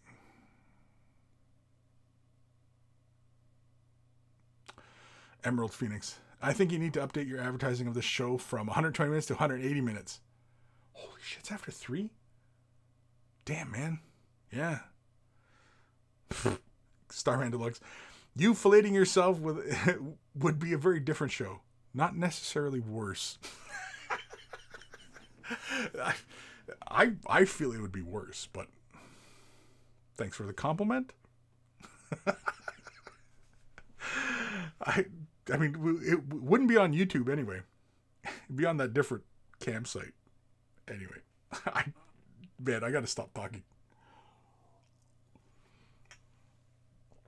Hard edge painting. Already went through like 5 nozzles on my Sotar 2020, but yeah, love it. Flating yourself with your Sotar. Not enough airflow, man. You gotta if you're gonna flate yourself, you gotta get yourself a good and proper brush well, I took the jar off this, but this is a siphon feed, man. This is like a Badger 350. Man, it's just nothing but air and nozzle, and it's just huge. Yeah, you need one of those, man. Not a Sotar. Sotar's too fine. You barely gonna feel it. I mean, I don't know what you're talking about. All right, I gotta stop here. Oh my God, Kevin Cabal. It sounds like I picked a hell of a time to join the show today. Yeah, I've gone way off the rails. I'm talking about diddling myself with an airbrush. So, yeah, no, I don't know. Emerald Phoenix. It's so easy to keep you talking. It is, because all you got to throw another subject at me and I'll talk about it. David Mofat, you've been catching up on the Gundam kit? Gundam, Kris? No, I haven't actually, because I've been just doing those on the Friday Twitch stream. No, I haven't. I've been working on the Nurgle model, and I have not actually done. You know what? Like, honestly, being a content creator, whenever I feel I feel the itch to sit down and work on my own shit, just my own personal stuff, I feel like I'm wasting my time because I could be recording it or streaming it or something. And so I often run into that, well, do I feel like doing that? And then I end up kind of in this spiral of thought where, I should be recording this, I shouldn't, and this is, and I end up getting nothing done, and I'm sure other content creators run into that dilemma of, should I be recording this? Should I work on my own shit? And, and so I end up in that predicament. And so I've decided that, when I'm working on these projects, I'm just going to stream them. And so I've only been streaming my efforts on them. So as far as the Gundam's concerned, I have not touched it since the last time I was filming on it. So, yeah. Jabba's Left Nut, says the man that gets worked up over his name spelling and drilling out barrels. Get all nitpicky? Yeah. Oh my God, my wife's messaging me now. Amber alerts, notifications, and now the wife's messaging me. Oh, she's telling me that they've closed down. Just Essentials. as far as like deliveries and stuff like that. So that's good. I said that like I'm responding to her. Hold on. I'm going to respond to her. That's good. You know what? She could be even watching me for all I know. Because, I mean, she can't be that busy. So, honey, if you're watching me, get back to work. I'm still on this. Jesus H. I got to get off.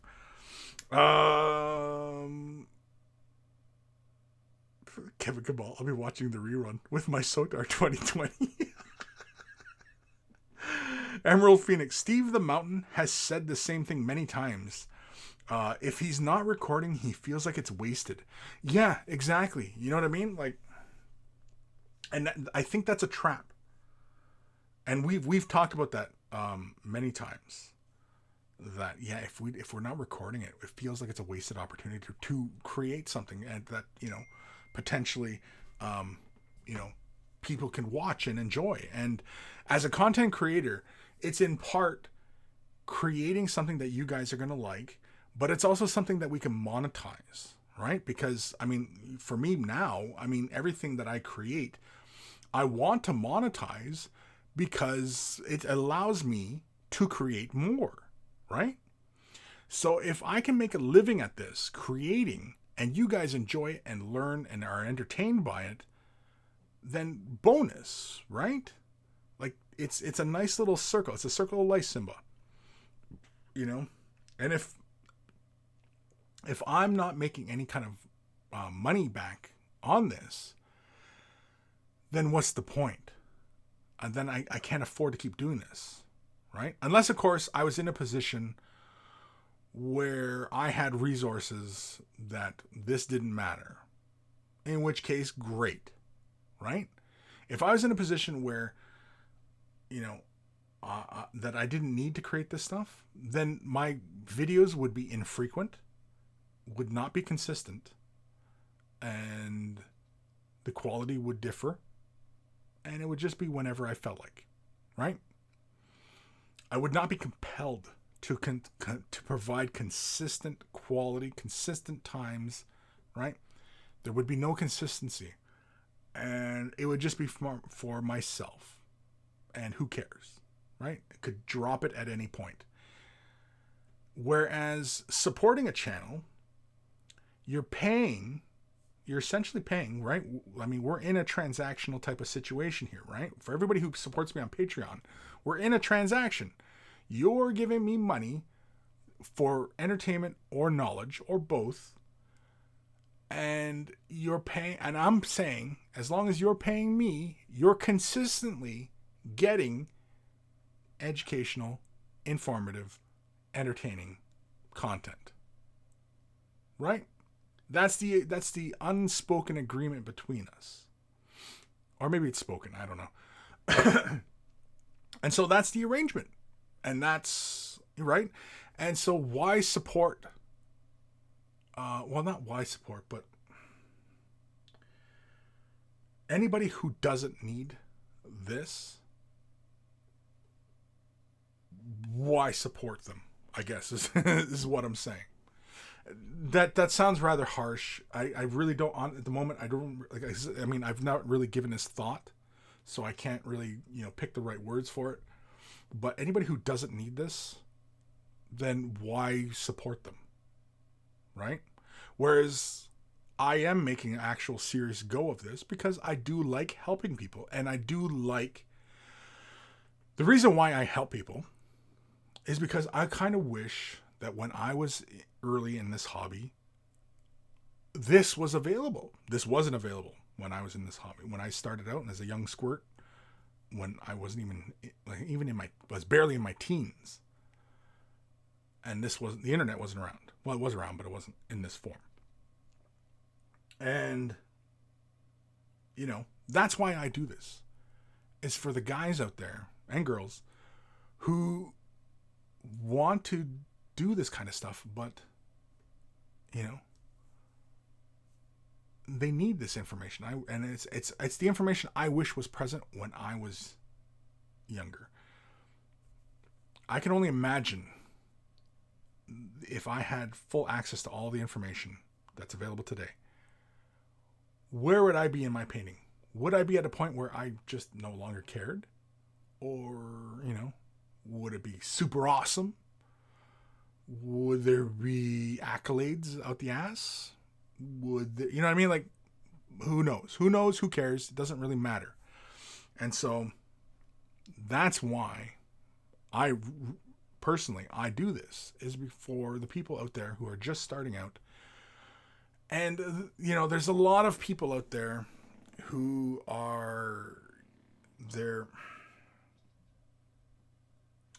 they don't have a similar background in art. And so they often make up their own terminology for things that have been well established for centuries. And it confuses people. And I wish they would stop doing that. And for those people out there who have a lot of people's ears, would educate themselves on these proper terms so that everybody can get on the same foot, so that everybody coming into this hobby are not confused by all the information that's out there. Because all that does is it further confuses people. And so everybody needs to get on the same voice, get on the same page as far as terminologies and things like that. All these things, they need to get on the same page. And, a lot of people think they need to really differentiate their voices by the terms they use. That doesn't help. That only further confuses. You want to differentiate yourself from, the norm. Do things different. Paint something different. But I see a lot of the same shit over and over again. I see Space Marines time and time again. Well, look at the way I paint a Space Marine. Well, fuck. How is that any different than the next guy, or 5 years ago, or 10 years ago, or anybody else? How is that different? What have you done differently? But look at me. I painted a Space Marine. Okay, great. You painted a Space Marine. Wonderful. Oh, you're painting non-metallic metal. How is it any different than this person who 10 years ago showed everybody how to paint non-metallic metal? How is it any different? In fact, you probably learned how to paint non-metallic metal the way that person learned who painted non-metallic metal. So how is that any? Why should we pay attention to that? Right? And so when people do that kind of thing, they should acknowledge where they learned non-metallic metal or whatever particular brush skill. And it doesn't occur because it's all about me, me, me, me, me, me. Look at me. Look how special I am. Yeah, you're fucking special. Like short bus. Helmeted wearing. You know what I mean? Just one of the sheep as far as I'm concerned. And so, that's why. And these are the reasons why when I'm thinking about how important miniature painting is as an art form, I don't get worked up about it. Because again, it's for these reasons. It's not regarded as an art form. Sorry. It's not. It's not going to be in the museums. It's not going to be in the galleries.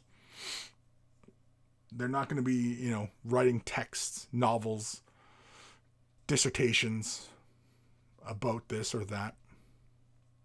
It's not going to happen.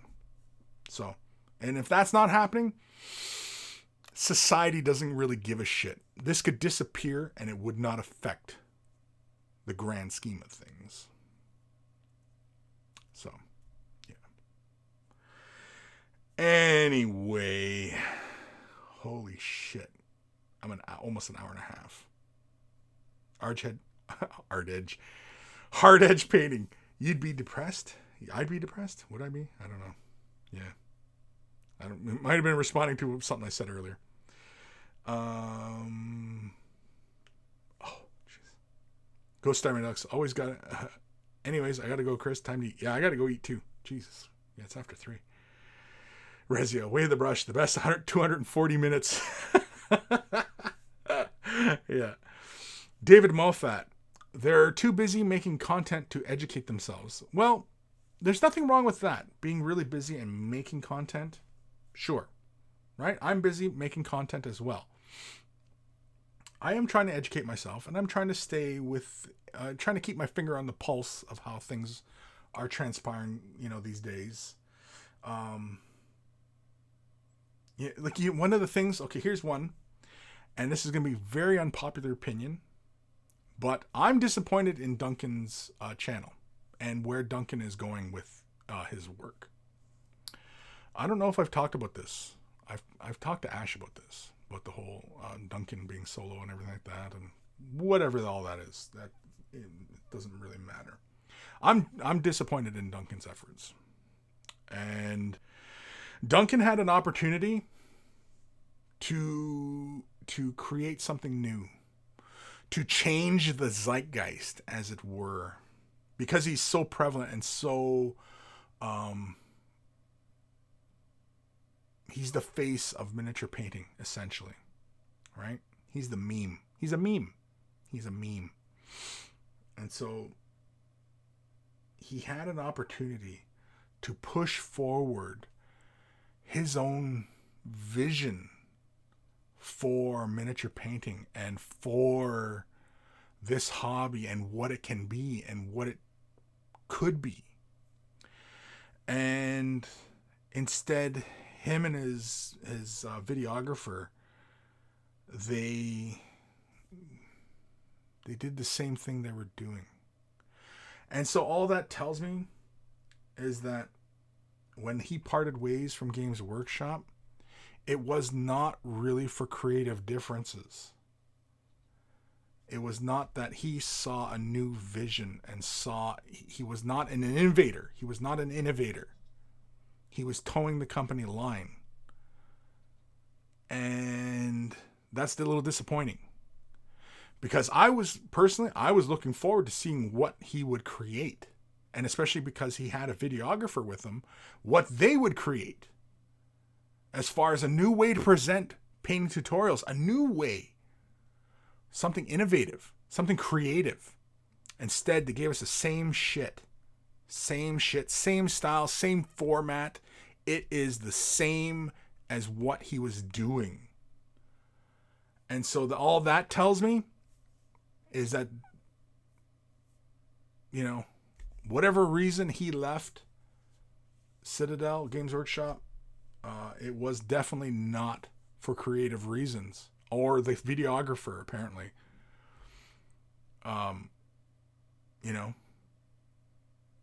It's the same shit.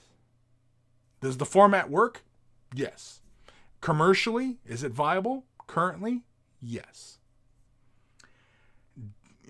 But he had an opportunity there to break out the stigma of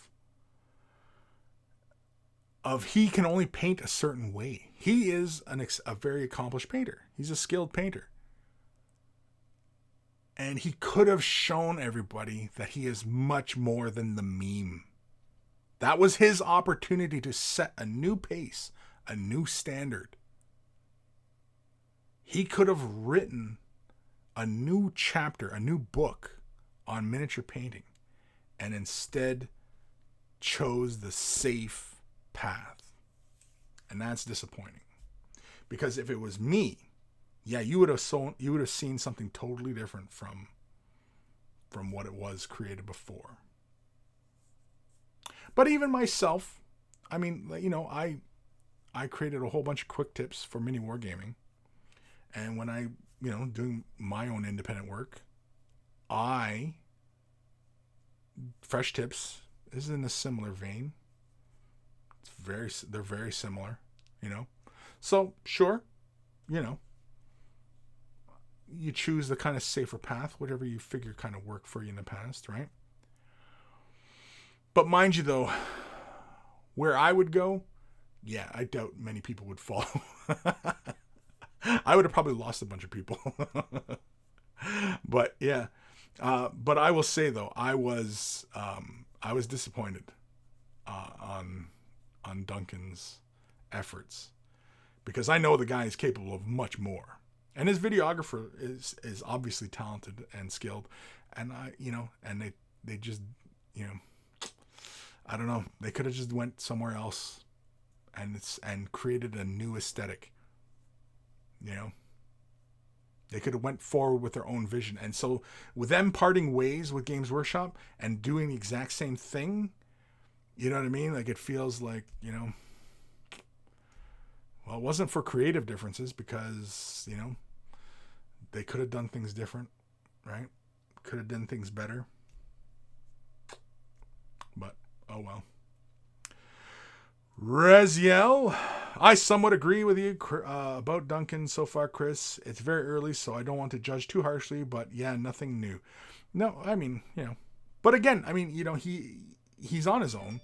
He's making a series go, but he definitely has a huge platform. And, you know, as far as beginnings are concerned, he's off to a really fantastic start, you know. And being off onto that kind of fantastic start, you would think creatively would give you a lot of wiggle room as far as, you know, how you film things, how you paint, you know what I mean, what you show. And he hasn't. And that's kind of disappointing. That's disappointing.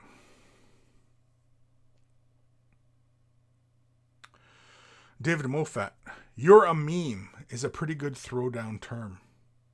Well, he is a meme. He is a meme. Good or bad. It doesn't matter. He's part of popular culture in as far as our little spheres are concerned, which are very small. Our sphere is very small. Miniature wargaming is very, very small sphere as far as culture of the world is concerned. And he's a meme within that. Which to say is, you know, not very huge, but he is a meme. He is the face of this particular aspect, this culture. Good or bad? Sure. But he is the meme.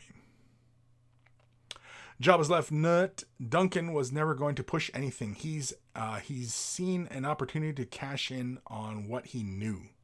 Sure.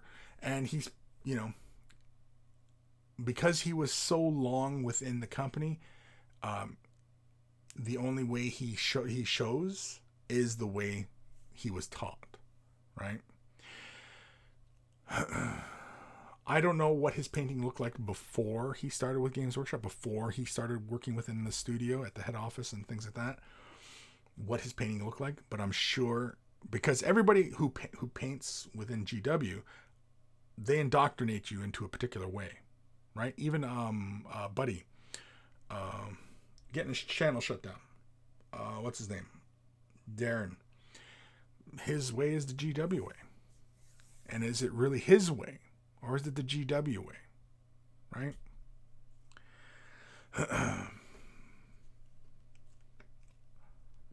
Emerald Phoenix. May not be painting, but Play on Tabletop are definitely being innovative with new ways of filming bat reps. They're fantastic quality. They are. Play on Tabletop? Yeah, they're fantastic. They showed up on my radar like over a year ago. And I was like, wow, these guys, yeah. They're definitely going to surpass Mini Wargaming. If they keep up what they're doing, they'll definitely surpass Mini Wargaming. Because Mini Wargaming, again, complacency is, you know, one of the big enemies of creativity.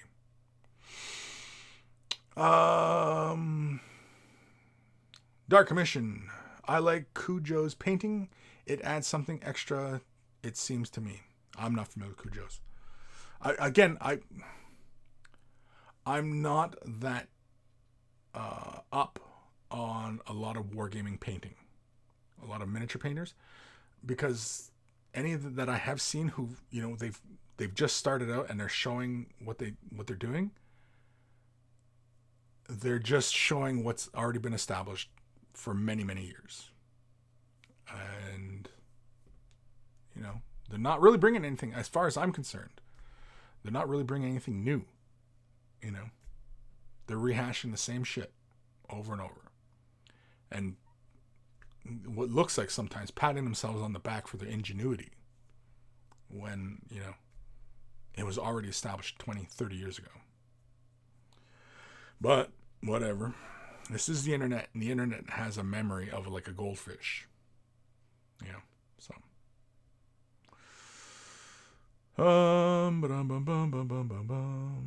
Raziel, my favorite Duncan meme is the one from The Ghost. Movie Ghost. Okay. I don't know. Emerald Phoenix. We joked about 240 minutes, but it might happen at this rate. Longest after show I've known. Yeah, I better get off here. Joe. There he is. Joe. Hey, bud. Hey, Joe. What do you know, Joe? What do you know, Joe? Yeah, and unfortunately, as Joe is coming in, I'm definitely going to turn off now because, yeah, it's fucking 3:30 my time. I've got to get the hell off. I'm turning off the chat. No more. Aaron C. Joe, what's up, man? Yeah, I know. Unfortunately, we didn't get to hang with Joe. But Joe apparently was going to be able to show up at Adepticon anyway this year because of life. And so, because Joe couldn't go, nobody could go. Is basically it. Is what I get from all that. Because Joe couldn't go, nobody could go. And so with that, people, I'm going to end it. I don't know. Keep those emails rolling in. Take care of your brushes. And, stay safe. Stay indoors. Stay self-insulating as you are isolating. Oh, man. Go. I'm going to go eat some lunch. I need lunch. That's what I need. I need to go eat lunch. Maybe I'll make myself something nice and warm. Maybe some beefaroni. Some Chef Boyardee raviolis. That's what I need.